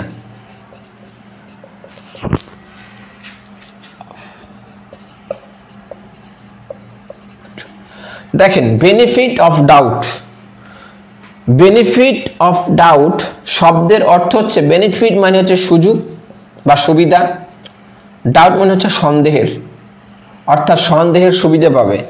এখন সন্দেহের সুবিধা পাবে আসামি, আপনারা কমেন্ট করেছেন, ঠিকই কমেন্ট করেছেন, কিন্তু এই সন্দেহটা যে সন্দেহ হয়েছে এই বিষয়টা আমরা কিভাবে বুঝতে পারবো? দেখেন, এই সন্দেহটা আসলে কোন বিষয়ে সন্দেহ? যিনি বাদীনি আছেন বা যিনি ফরিয়াদি আছেন তিনি কি করবেন, যে আসামিকে অভিযুক্ত করে একটা কি করবেন, একটা নালিশ করবেন অথবা একটা এফআইআর করবেন। কাকে অভিযুক্ত করে? আসামিকে অভিযুক্ত করে। এখন আসামি জড়িত আছে এই সম্পর্কে সন্দেহ, অর্থাৎ আসামি জড়িত থাকা নিয়ে, অপরাধের ক্ষেত্রে আসামির জড়িত থাকা নিয়ে সন্দেহ, অন্য কোনো বিষয় না। তাহলে আসামি জড়িত আছে কি নাই এইটা বিষয় সন্দেহ, এর বাইরে অন্যান্য কোনো বিষয় নিয়ে যদি সন্দেহ থাকে এই কারণে তিনি কিন্তু বেনিফিট পাবেন না। তাহলে আমার কথা কি বোঝা গেল যে আসামি জড়িত আছে কি নাই এই বিষয়টা নিয়ে সন্দেহ থাকতে হবে, ঠিক আছে। দ্বিতীয় যে বিষয়টা সেটা হচ্ছে এই সন্দেহটা সৃষ্টি হবে কিভাবে? এই সন্দেহটা সৃষ্টি হবে এই বাদীর সাক্ষ্য দ্বারা। বাদীর যে সাক্ষ্য প্রদান করবেন এই সাক্ষ্য প্রদানের মাধ্যমেই আমরা বুঝতে পারবো যে আসলে এখানে সন্দেহের সৃষ্টি হয়েছে কি হয় নাই, তিনি কি জড়িতটা প্রমাণ করতে পেরেছেন কি পারেন নাই।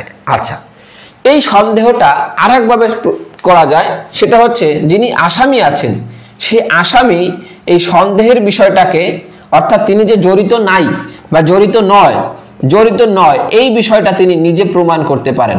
অর্থাৎ আসামিকে যখন তাকে নিজেকে প্রমাণ করার সুযোগ আদালত প্রদান করবে তখন তার সাপেক্ষে ধরেন প্লে অফ অ্যালিবাই দ্বারা অথবা 105 দ্বারা সুযোগ দ্বারা সাক্ষ্য আইনের অথবা তার যে পক্ষে যে সকল সাক্ষ্য আছে যেটাকে আমরা সাফাই সাক্ষী বলি এর মাধ্যমে আসামি জড়িত নয় এটা তিনি প্রমাণ করতে পারেন বা এটা তিনি দেখাতে পারেন।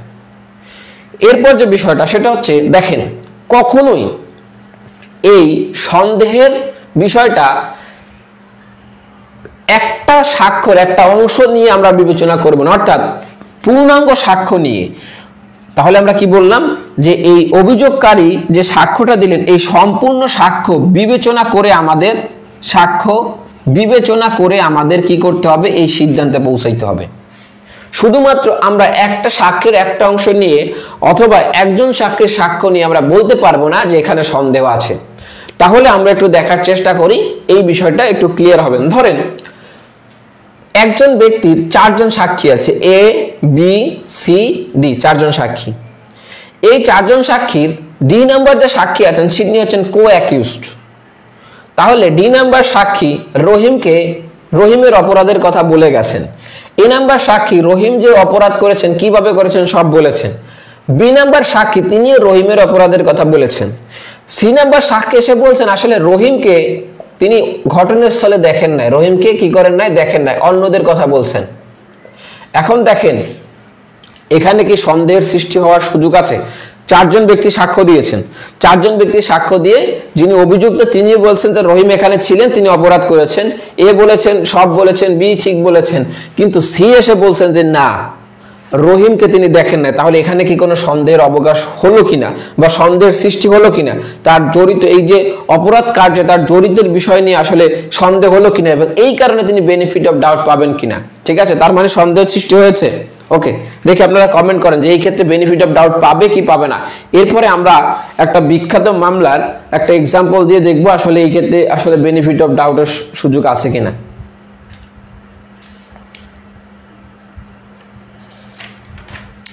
আচ্ছা, হলো, তার মানে হচ্ছে বেনিফিট অফ ডাউট পাবে, এখানে ডাউটের সৃষ্টি হয়েছে, তাই তো। আচ্ছা, আবারও বলবো আপনারা যারা হচ্ছে আমাদের ক্লাসে যুক্ত হয়েছেন, যাদের ক্লাসটা ভালো লাগছে তারা অবশ্যই জানাবেন এবং হচ্ছে আপনাদের যে সকল বন্ধু আছে তাদের মাঝে ক্লাসটা শেয়ার দিয়ে দিবেন এবং আপনাদের যে সকল বন্ধু যারা একটা ভালো গাইডলাইন খোঁজে আপনার যদি ভালো লাগে থাকে তাহলে অবশ্যই তাদেরকে রিকমেন্ড করবেন। আর যারা আমাদের এই নতুন ব্যাচে যুক্ত হতে চান তারা উপরে দেওয়া নাম্বারে যোগাযোগ করতে পারেন। আপনাদের জন্য একদম কমপ্লিট প্যাকেজে সব কিছু একদম টোটাল রসদটা পাবেন, রিটেন পাস করার মতো সব রসদ আপনারা এখানে পেয়ে যাবেন, নোট, মডেল এক্সাম, মুসাবিদের ফরম্যাট সব কিছু। ওকে, যাই হোক, আপনাদের যে বিষয়টা আপনাদের আসলে এখানে বেনিফিট অফ ডাউটের সুযোগ পাবে না, এইটার কারণে পাবে না যে সম্পূর্ণ সাক্ষ্য বিবেচনা নিতে হবে।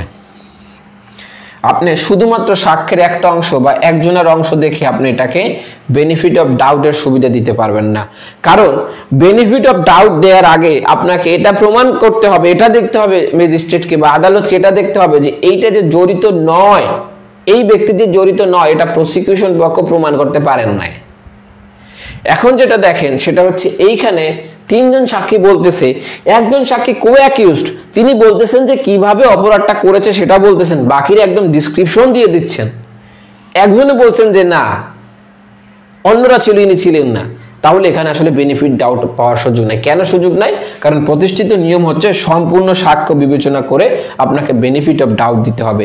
শুধুমাত্র সাক্ষ্যের একটা অংশ অথবা শুধুমাত্র কিছু বিষয়বস্তুর উপর ডিপেন্ড করে আপনি বেনিফিট অফ ডাউট দিতে পারবেন না। এখন বেনিফিট অফ ডাউট না দিতে পারা বা না দিতে পারার আরেকটা খুব গুরুত্বপূর্ণ একটা एग्जांपल দিচ্ছি, দেখেন আপনারা এইটা একটু উত্তর করার চেষ্টা করেন, ঠিক আছে? আচ্ছা, সংখ্যাগরিষ্ঠ থাকার বিষয় না, সাক্ষ্য সংখ্যার উপর ডিপেন্ড করে সাক্ষ্য মানে কোনো বিষয় প্রমাণিত বা অপ্রমাণিত হয়েছে এটা ধরার সুযোগ নাই। আপনাকে দেখতে হবে যে বিষয়ে সাক্ষ্য দেওয়া হয়েছে সেই সাক্ষ্যের সত্যতা বা নিরপেক্ষতা এবং এর সঠিকতা কতটুকু। যদি একজন তিনজন সাক্ষী দিয়েছে, তিনজনের মধ্যে দুইজনের সাক্ষী আপনার মনে হচ্ছে যে মিথ্যা সাক্ষ্য সম্পূর্ণ, তাহলে এবং এর সাক্ষ্যের মধ্যে সত্যতা নাই, একজনের সত্য সাক্ষী দিয়েছে, আপনি একজনের সত্য সাক্ষী কাউন্ট করে কাউকে দণ্ড দিতে পারবেন, ঠিক আছে? তাহলে সাক্ষীর সংখ্যাগরিষ্ঠের উপর ডিপেন্ড করে না, বরং ডিপেন্ড করে সাক্ষ্যের নির্ভরতা, সত্যতা এবং এর আসলে বিশ্বস্ততা কতটুকু, এটার উপর। আশা করি বুঝেছেন। তাহলে এখন আমরা একটু দেখি, একটা উদাহরণ দেখি। এই এ নামক একজন ব্যক্তি, তিনি কি করছেন, তার একটা ড্যাগার দিয়ে তিনি কি করলেন, বি কে হত্যা করে ফেললেন। ওকে, এখন এই ড্যাগার দিয়ে যে হত্যাটা করেছেন, এই ড্যাগার দিয়ে হত্যাটা করেছেন কোথায়? তিনি রাস্তায় হত্যা করেছেন। কোথায় হত্যা করেছেন? রাস্তায়। এই রাস্তায় হত্যা করার কারণে যারা জনসমাবেশ তৈরি হয়েছে এবং জনসমাবেশের মধ্যে ডি নামক একজন ব্যক্তি এই ওনার হাতে যে ড্যাগারটা ছিল সেই ড্যাগারটা কেড়ে নেয়। হত্যা করার পরে কেড়ে নেওয়ার পরে এই ড্যাগারের আর কোনো চিহ্ন পাওয়া যায় না, অর্থাৎ আলামত হিসাবে এই ড্যাগারটাকে উপস্থাপন করা যায় না। আলামত হিসাবে এই ড্যাগার উপস্থাপন করা যায় নাই, উপস্থাপিত হয় নাই। এবং এই যে ডি নামক ব্যক্তি, এনাকে সাক্ষ্য করা হয় না, এনার সাক্ষ্য নেওয়া হয় না, এনাকে সাক্ষ্য করা হয় নাই বা এনার সাক্ষ্য পাওয়া যায় নাই, এবং এই আলামত হিসাবে ড্যাগারটাকেও পাওয়া যায় না। এখন আপনি কি মনে করেন যে এখানে কোনো ডাউট আছে? প্রশ্ন কিন্তু এইভাবে আসবে, ঠিক আছে? আপনাদের কি মনে করেন এখানে কোনো ডাউট আছে? এবং এই ডাউট, বেনিফিট অফ ডাউট, এ নামক যে অভিযুক্ত ব্যক্তি আছেন বা এ নামক যে আসামি আছেন, এই অভিযুক্ত ব্যক্তি পেতে পারেন? আপনার কি মনে হয় যে এখানে আসলে কি বললাম, যে ড্যাগারটা কেড়ে নিয়েছে তার সাক্ষ্য নেওয়া হয় নাই, আবার আলামত হিসাবে যে ড্যাগারটা দিয়ে হত্যা করেছে সেই আলামত উপস্থাপন করা হয় নাই। আপনারা যারা বিভিন্ন ধরনের লোয়ার কোর্টে যান বা লোয়ার কোর্টে সিনিয়রের সাথে প্র্যাকটিস করেন, দেখবেন এই বিষয়গুলো যে অনেক সময় দেখা যায় যে আলামত উপস্থাপন করা হয় না, এটা নিয়ে একটা ডাউট ক্রিয়েট করা হয়, সাক্ষ্য যার যে এই ধরনের বিষয় নেই, তখন আসলে কি হয়, এটা আপনারা লোয়ার কোর্টে যেভাবে দেখেন আপনার সিদ্ধান্তের সাথে এটা মিলে কিনা, যে এই যে বিষয়টা যে তাকে কিন্তু ড্যাগারটা উপস্থাপন করা যায় নাই এবং কি আছে আলামত হিসাবে এই সাক্ষীকেও হাজির, মানে আলামত হাজির করা যায় না, সাক্ষীকেও হাজির করা যায় না যিনি ড্যাগারটা কেড়ে নিয়েছেন। তাহলে এখানে কি একটা ডাউটের সৃষ্টি, আসলে এরকম ড্যাগার ছিল কিনা, অথবা এই সাক্ষী যেহেতু দেয় নাই সুতরাং আদৌ এই ড্যাগার কেড়ে নেওয়ার বিষয়টা ছিল কিনা, এরকম একটা ডাউট তৈরি হয়। আসলে কি হয়? আচ্ছা, যদি তৈরি হয় এই ডাউটের বেনিফিটটা কি এ পাবে? ডাউট তৈরি হয়, এই ডাউটের বেনিফিট কি পাবে? বেনিফিট কি এ পাবে? আপনারা একটু অ্যান্সার করেন তো, তারপর আমি উত্তর দেব। ডাউট আছে? হ্যাঁ, নিঃসন্দেহে ডাউট আছে। ইব্রাহিম ভাই অবশ্যই ডাউট আছে। এবার বলেন যেটার বেনিফিট পাবে কিনা।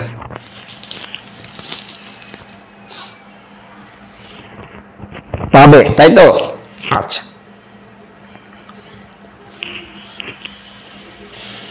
আসামি পাবে। ওকে, হ্যাঁ পাবে। ওকে, একজনে বলছেন নো, লাহোরি, সৌরভ লাহোরি। ওকে, আচ্ছা ঠিক আছে, তাহলে আমরা একটু দেখি বেনিফিট অফ ডাউটটা পাই কিনা। দেখেন, হাইকোর্ট ডিভিশন এই মামলাটায় আপনাদের মতই বলছে বেনিফিট অফ ডাউট পাবে, হাইকোর্ট ডিভিশন বলছে পাবে, কিন্তু অ্যাপিলেট ডিভিশন বলছে না, এই বেনিফিট সে পাবে না। কেন বেনিফিট পাবে না? দেখেন, প্রথমত হচ্ছে প্রকাশ্য একজন ব্যক্তিকে ড্যাগার দিয়ে হত্যা করা হয়েছে রাস্তায়, এই হত্যাটা প্রমাণিত হয়েছে। হত্যাটা কি হয়েছে? প্রমাণিত হয়েছে।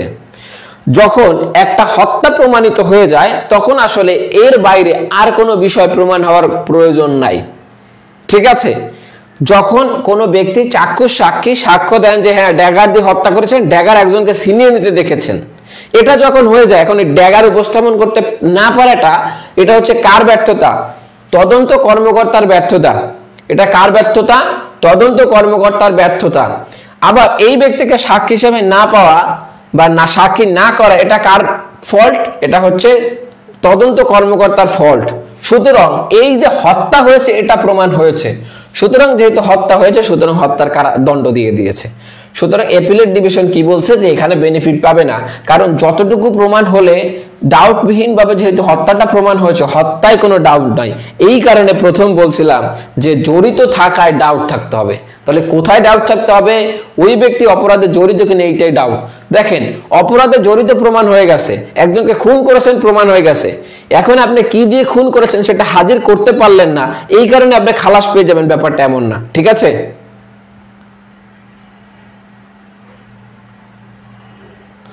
আইন কখনো খুনিদের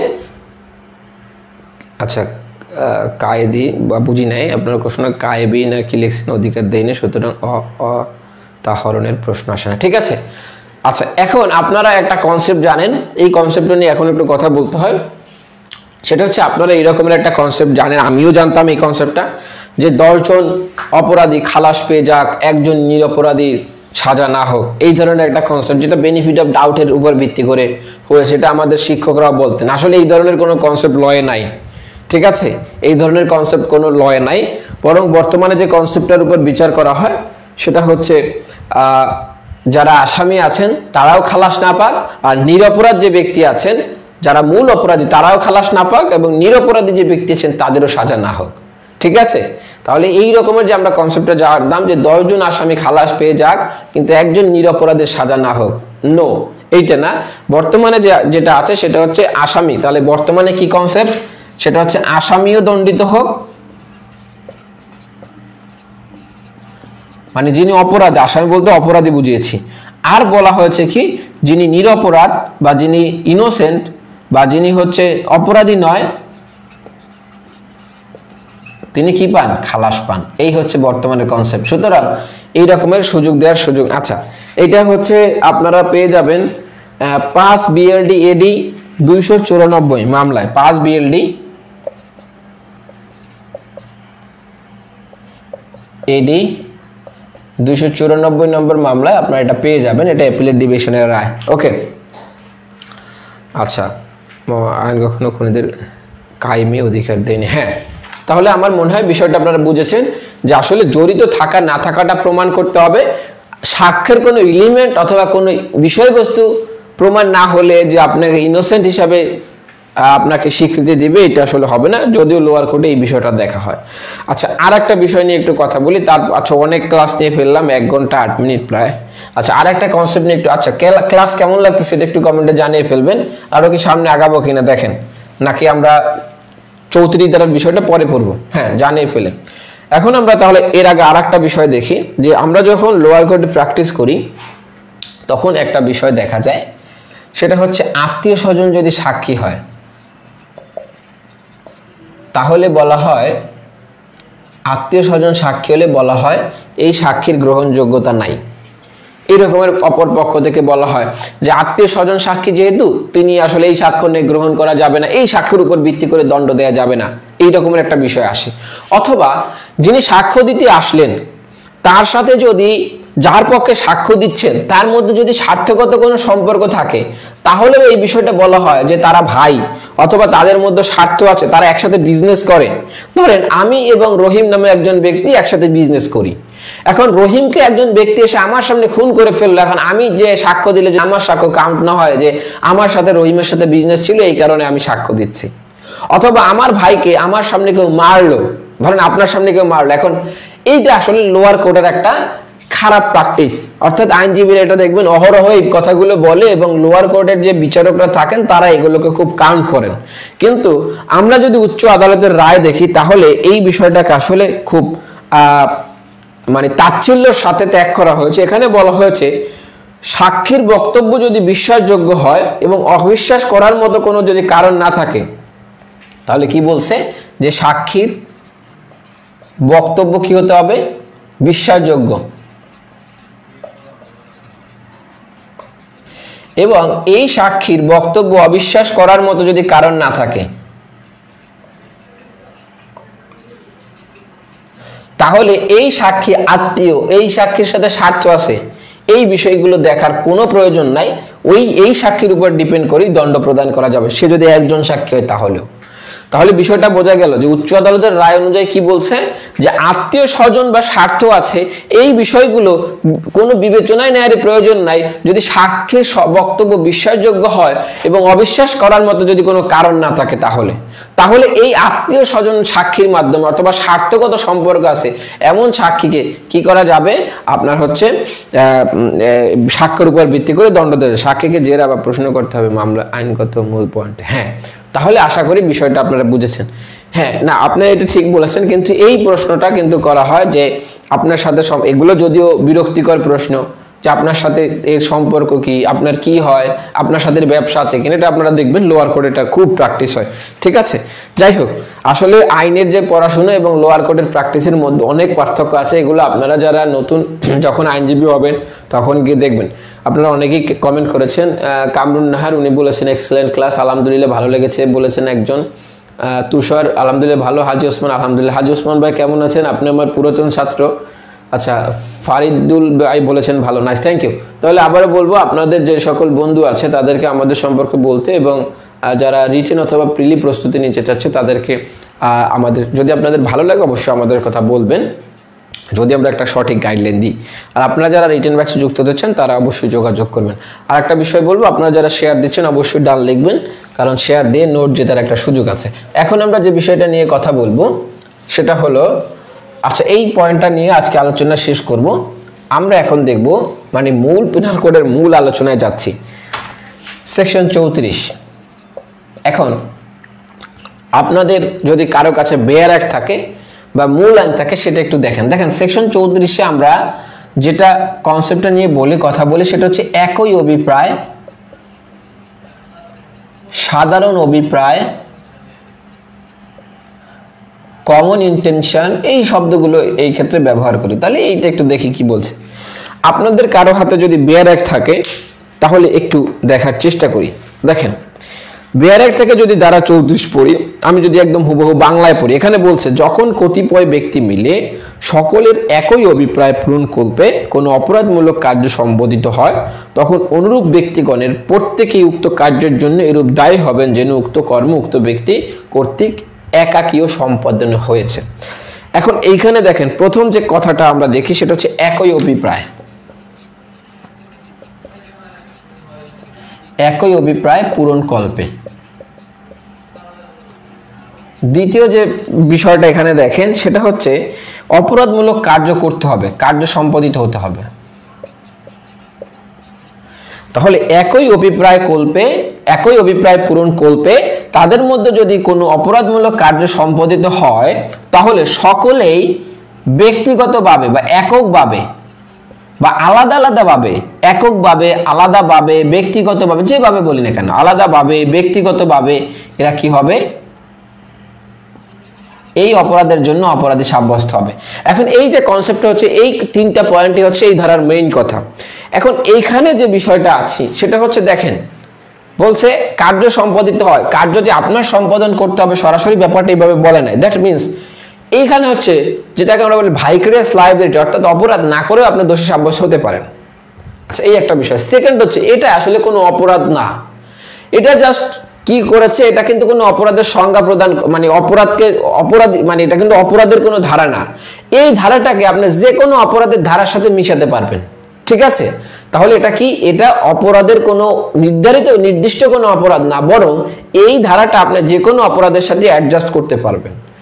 যেমন আমরা 302-এর সাথে 34 অ্যাড করতে পারি, 122-এর সাথে 34 অ্যাড করতে পারি, যে কোনো ধারার সাথে এটাকে আমরা মিশাতে পারি যখন একই অভিপ্রায় পূরণকল্পে কার্য সম্পাদিত হয় এবং এই কার্য সম্পাদিত হলে সকলেই কি আলাদাভাবে দোষী সাব্যস্ত হবে। তো এখন যে বিষয়টা সেটা হচ্ছে এই 34 ধারাটা যদি একটু সহজ ভাঙে ভাঙি তাহলে আমরা এই 34 ধারার বেশ কিছু আরো কিছু উপাদান পাই। এগুলো হচ্ছে বেয়ার অ্যাক্টের ভাষার উপাদান। তাহলে এটা যদি সহজভাবে ভাঙি তাহলে কি থাকতে হবে এখানে? প্রথম যেটা থাকতে হবে সেটা হচ্ছে একটা পূর্ব পরিকল্পনা থাকতে হবে, যেটাকে আমরা বলছি একই অভিপ্রায়। তাহলে পূর্ব পরিকল্পনা কি? ধরেন আপনি ওই যে দুইজন ব্যক্তি মিলে কি করছেন, চুরি করার একটা পরিকল্পনা করছেন। আপনার মনের মধ্যে একটা ইন্টেনশন হলো চুরি করার, আপনি কি বলছেন, আপনার আরেকজন যে ব্যক্তি আছে আপনার আরেকজন সহযোগীর সাথে শেয়ার করছেন এবং সেও একমত হয়েছে। এইটা কি হয়ে গেল? একটা পূর্ব পরিকল্পনা হলো। দ্বিতীয় যে বিষয়টা থাকতে হবে সেটা হচ্ছে দেখেন যখন আমি বলছি আলাদা আলাদা ভাবে বা ব্যক্তিগতভাবে সকলে এককভাবে, এই কনসেপ্টগুলো যখন বলছি দ্যাট মিনস হচ্ছে এখানে একাধিক ব্যক্তি আছে।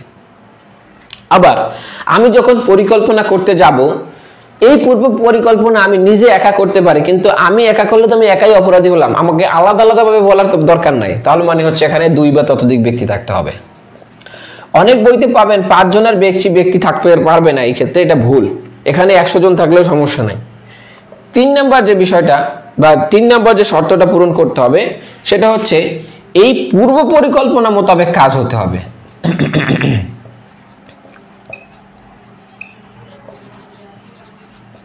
দেখেন আপনার সাথে আমার একটা পূর্ব পরিকল্পনা আছে চুরি করার, আমরা চুরি করার জন্য গেলাম, আমি আপনাকে পাহারা দিচ্ছি, আপনি গিয়ে আগুন ধরিয়ে দিলেন, তাহলে আমি তো এই আগুন ধরানোর জন্য দোষী সাব্যস্ত হব না, কারণ কাজ পূর্ব পরিকল্পনার জন্য মতো হয় নাই, কাজটা হয়েছে কি ভিন্ন কাজ হয়ে গেছে গিয়ে।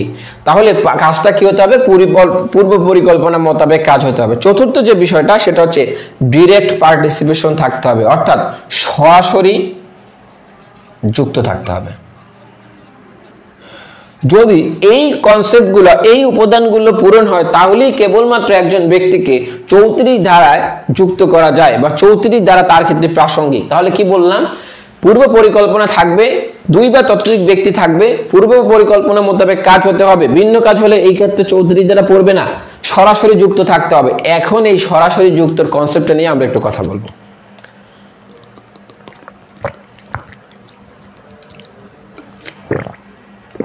এতটুকু বোঝা গেল কিনা একটু জানিয়ে ফেলবেন।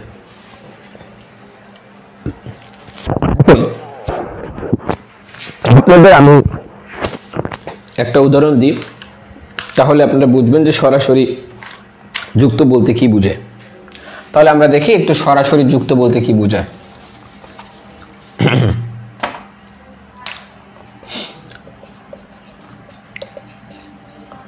যদি সরাসরি যুক্ত না থাকে, 2টা প্রেজেন্স আছে, একটা হচ্ছে মেয়ার প্রেজেন্স আর একটা হচ্ছে অ্যাকচুয়াল বা ডাইরেক্ট প্রেজেন্স।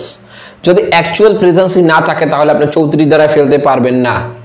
মেয়ার প্রেজেন্স থাকলে 34 দ্বারায় ফালানোর কোনো সুযোগ নাই। মেয়ার প্রেজেন্স আছে 149 দ্বারায় ফেলেন, সমস্যা নাই।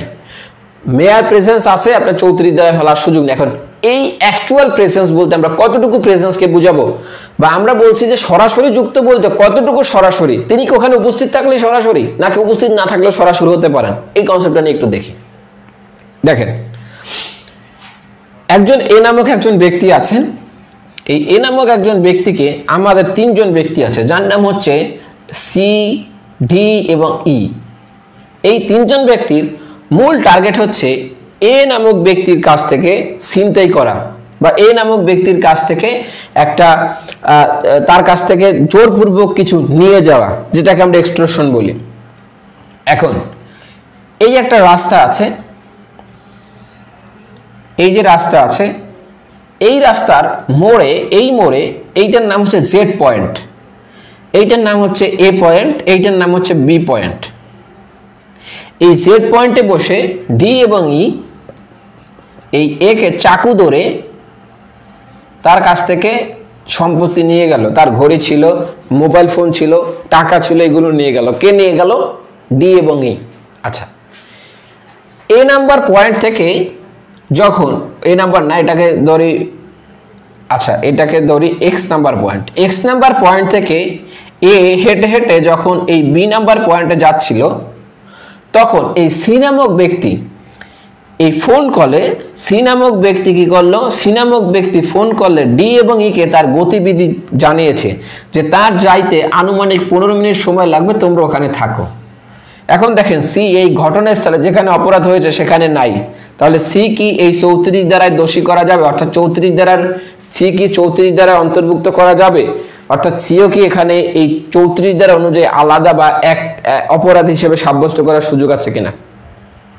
উত্তর দেন, তারপর আমি আলাপ করব।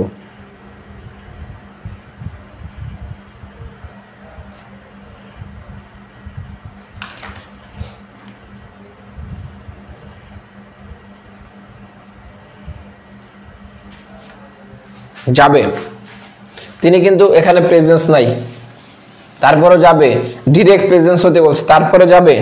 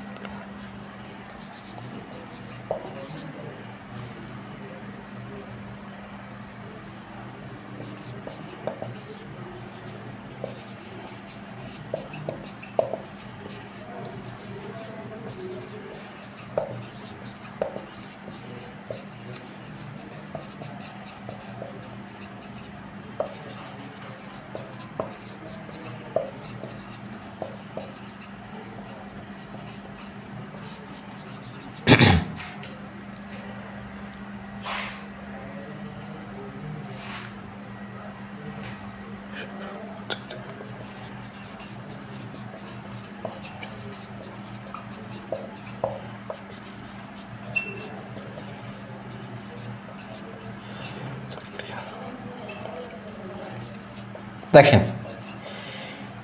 ঠিক আমরা যে আপনারা যেটা বলছেন সেটা হচ্ছে খুব সুন্দর কথা বলছেন যে শারীরিকভাবে যে অংশগ্রহণ করতে হবে ব্যাপারটা গুরুত্বপূর্ণ নয়, গুরুত্বপূর্ণ যে বিষয়টা হচ্ছে অভিন্ন অভিপ্রায় সহ অংশগ্রহণ থাকতে হবে। তাহলে 32 ধারার মেইন পয়েন্টটা কোথায়, সেটা হচ্ছে অভিন্ন অভিপ্রায় এবং এই অভিন্ন অভিপ্রায়ের পূর্ব পরিকল্পনা। তাহলে অভিন্ন অভিপ্রায়ের পূর্ব পরিকল্পনা নিয়ে যদি আপনি অংশগ্রহণ করেন তাহলেই হবে। এখানে শারীরিকভাবে উপস্থিত থাকাটা ম্যান্ডেটরি নয়। শারীরিকভাবে উপস্থিত থাকাটা কি নয়, বাধ্যবাধকতামূলক নয় বা থাকতেই হবে এমন বিষয়টা নেই। এখন এই বিষয়টা নিয়ে আপনারা জানেন বঙ্গবন্ধু হত্যার যে মামলা ছিল, সেই বঙ্গবন্ধু হত্যার মামলার একজন আসামি ছিলেন যার নাম হচ্ছে বজলুল হুদা। সেই বজলুল হুদা কিন্তু বঙ্গবন্ধু হত্যার মূল পরিকল্পনায় ছিলেন, কিন্তু তিনি কিন্তু বঙ্গবন্ধু হত্যার বা খুনের সাথে জড়িত সরাসরি জড়িত ছিলেন না, বরং তিনি কোথায় ছিলেন, রেডিও স্টেশনে পাঠানো হয়েছিল যে বঙ্গবন্ধুকে খুন করা হবে। খুন করার সাথে সাথে তিনি যেন ঘোষণা দেন যে বঙ্গবন্ধুকে খুন করা হয়েছে এবং এটা রেডিও স্টেশনের নিয়ন্ত্রণ নিয়ে নেন। তাহলে এই যে এরা কিন্তু পরিকল্পনা ছিল, কিন্তু এখানে কিন্তু তার প্রেজেন্স ছিল না বজলুল হুদা। তারপরে তাকে ফাঁসির আদেশ দেওয়া হয়, কারণ এই কনসেপ্টের কারণে যে অভিন্ন অভিপ্রায় নিয়ে আপনি অংশগ্রহণ থাকলেই হবে, আপনাকে যে ঘটনাস্থলে প্রেজেন্স থাকতে হবে ব্যাপারটা এমন না। আর একটা একটু বিষয় বলি, সেটা একটু দেখেন যে এইটা বুঝেন কিনা, এটা একটু দেখেন।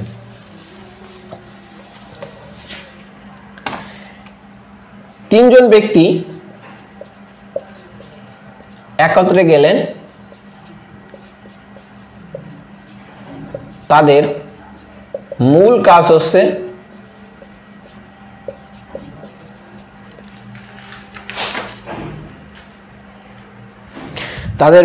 তিনজন ব্যক্তি একত্রে একটা জায়গায় গেলেন, তাদের মূল যে উদ্দেশ্যটা ছিল বা মূল যে অভিপ্রায়টা ছিল, সেই মূল অভিপ্রায় ছিল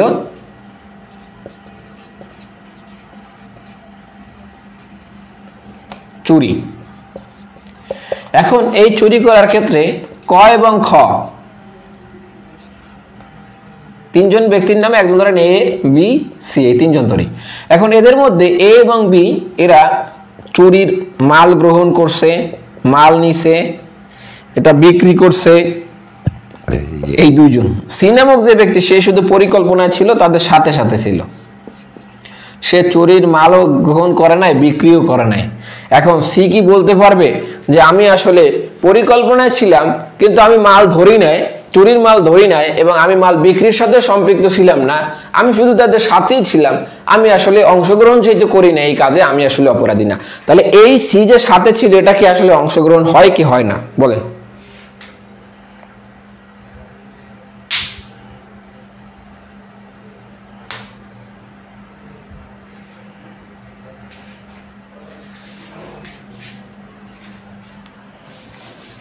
তাহলে সি কে কি 34 ধারার মধ্যে ফেলানো যাবে?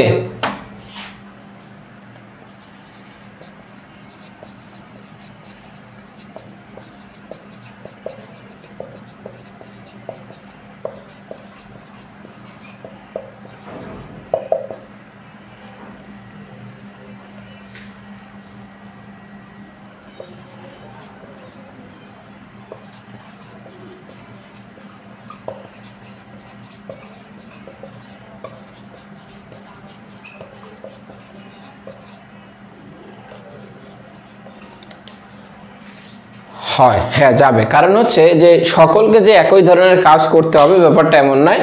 আপনার হচ্ছে অভিপ্রায় নিয়ে কাজের ক্ষেত্রে হাজির থাকলেই আপনার হয়ে যাবে, অর্থাৎ পূর্ব পরিকল্পনা নিয়ে হাজির থাকলেই হবে।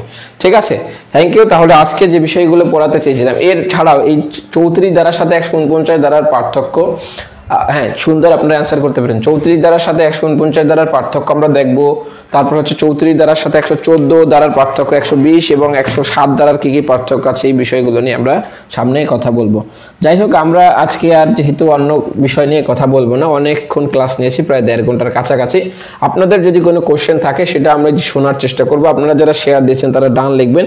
আপনাদের মানে ক্লাস কেমন লাগলো সেটা জানিয়ে ফেলবেন। আমি একটু আপনাদের কমেন্টগুলো পড়ার চেষ্টা করব, আপনারা জানিয়ে ফেলবেন। আপনারা অনেকেই পার্টিসিপেট করেছেন এবং আপনারা ম্যাক্সিমাম অ্যান্সারগুলো রাইট দিয়েছেন। ওকে, আমি একটু দেখার চেষ্টা করব যে আপনাদের ক্লাস কেমন লাগলো। আপনাদের কোনো যদি প্রশ্ন থাকে সেটাও করতে পারেন। ওকে, সুজিত কুমার সাহা শুরু থেকে একদম শেষ পর্যন্ত ক্লাসে ছিলেন, অসংখ্য ধন্যবাদ। ফারিদুল ইসলাম ইয়েস স্যার লিখেছেন, অসাধারণ লিখেছেন। সুখদেব দাদা থ্যাংক ইউ। এবার ভালো করে পড়াশোনা করেন, ইনশাল্লাহ পাস করে যাবেন। তুষার ভাই লিখেছেন আলহামদুলিল্লাহ। তরিকুল ইসলাম থ্যাংক ইউ। খাদিজা আপু থ্যাংক ইউ, আলহামদুলিল্লাহ লিখেছেন, চমৎকার। ওকে, এরপরে কমেন্ট করেছেন বরকত হোসেন, থ্যাংক ইউ, খুব ভালো, অবশ্যই thank you Barkat Hossain. Share done লিখেছেন কামনা, থ্যাংক ইউ। ফাতেমা রাখি লিখেছেন আলহামদুলিল্লাহ, thank you. Hot on an outstanding class, thank you. Sujit Kumar Shah, okay. আর কারো কমেন্ট আছে কিনা একটু দেখার চেষ্টা করি। হ্যাঁ, বরকতের কমেন্ট পড়েছি, আচ্ছা আলহামদুলিল্লাহ, হ্যাঁ থ্যাংক ইউ। আপনারা যারা এতক্ষণ আমাদের সাথে সঙ্গ দিয়েছেন, আপনাদের যদি কোনো কোশ্চেন থাকে, আপনারা অনেক কিছু নতুন শিখছি, থ্যাংক ইউ জসিমউদ্দিন খান। এবং আপনাদের যারা বন্ধু আছে বা আপনাদের যারা সহযোগী বা সহকর্মী আছে যারা বার কাউন্সিলে পরীক্ষা দিতে চায়, তাদেরকে একটু শেখার ব্যবস্থা করে দিবেন, এই প্রত্যাশা রইল। শীঘ্রই হবে কিনা আসলে এটা বাংলাদেশের আসলে আপাতত শীঘ্রই হওয়ার সম্ভাবনা আমার মনে হয় কম। তো আপনাদের করাটা উচিত যে আপনাদের নিয়মিত যেন পরীক্ষা হয়, এই দাবিটা তোলা উচিত। আপনারা অন্য যে দাবি তোলেন না কেন, সেই দাবিগুলোর থেকে এই দাবিটা বেশি যৌক্তিক, যে নিয়মিত এক্সাম হোক, এই বছর এক্সাম হোক, এই দাবিটা তোলেন আপনারা, এইটা বেশি যৌক্তিক হবে। যে সকল পরীক্ষা বাদ দিতে যাচ্ছেন এর থেকে বরং এইটা বেশি যৌক্তিক আমার মনে হয়। এটা আমার ব্যক্তিগত মতামত দিলাম, আপনাদের ইচ্ছা। আচ্ছা, থ্যাংক ইউ। তাহলে আপনারা যারা এতক্ষণ পর্যন্ত ক্লাস করেছেন অসংখ্য ধন্যবাদ। আবারও বলবো যে আপনারা যারা শেয়ার দিয়েছেন তাদেরকে অসংখ্য ধন্যবাদ। যারা বিভিন্ন গ্রুপে অথবা নিজের প্রোফাইলে শেয়ার দিয়েছেন তাদেরকেও ধন্যবাদ। শেয়ার দিয়ে যারা ডান লিখেছেন তাদেরকেও ধন্যবাদ। সর্বোপরি যারা শুরু থেকে শেষ পর্যন্ত ক্লাস করেছেন সবাইকে ধন্যবাদ। এবং আপনারা যারা হচ্ছে আমাদের এই আজকের ক্লাসটা ভালো লাগছে তারা হচ্ছে চাইলে আমাদের সাথে উপরোক্ত নাম্বারে যোগাযোগ করতে পারবেন, অথবা ইনবক্সে নক দিলে আমাদের ভর্তি কার্যক্রম সম্পর্কে বিস্তারিত জানতে পারবেন। আবারও বলি, এটা হচ্ছে আমাদের লিখিত ব্যাচের একটা ক্লাস ছিল। এই ক্লাসে আপনি হচ্ছে এই ব্যাচে আপনার ভর্তি হলে লিখিত প্রস্তুতির সমস্ত রসদ আপনি পেয়ে যাবেন, অর্থাৎ এখানে নোট থেকে শুরু করে ক্লাস সব কিছু আপনি একদম পেয়ে যাবেন। এবং মূল ক্লাস, রিভিউ ক্লাসের বাইরেও প্রবলেম সলভিং ক্লাস বা সলভ ক্লাস আপনি পাবেন। এক্সাম নেওয়া হবে 1000 নম্বরের পূর্ণাঙ্গ এক্সাম এবং আরও অনেক ছোট ছোট এক্সাম। সুতরাং আমার মনে হয় যে আপনাদের এই সুযোগটা মিস করা উচিত হবে না। আপনাদের যাদের ভালো লাগে এবং আপনারা যারা মনে করেন আমরা একটা সঠিক গাইডলাইন প্রদান করতেছি বা প্রদান করতে পারছি, তারা অবশ্যই আপনাদের যে সকল ছোট ভাই অথবা আপনাদের যে সকল সহকর্মী বা যারা আছেন তাদেরকে অবশ্যই বলার অনুরোধ রইল। আপনারা সবাই ভালো থাকবেন, আপনাদের সকলের জন্য শুভকামনা রইল। আশা করি খুব দ্রুত পরীক্ষা হোক এবং আপনারা সবাই উত্তীর্ণ হন, এই প্রত্যাশা ব্যক্ত করে আমি আজকে এখানেই বিদায় নিচ্ছি। আবার কোনো ফ্রি সেশনে বা ফ্রি ক্লাসে আপনাদের সাথে দেখা হবে। তো ভালো থাকবেন, আল্লাহ হাফেজ।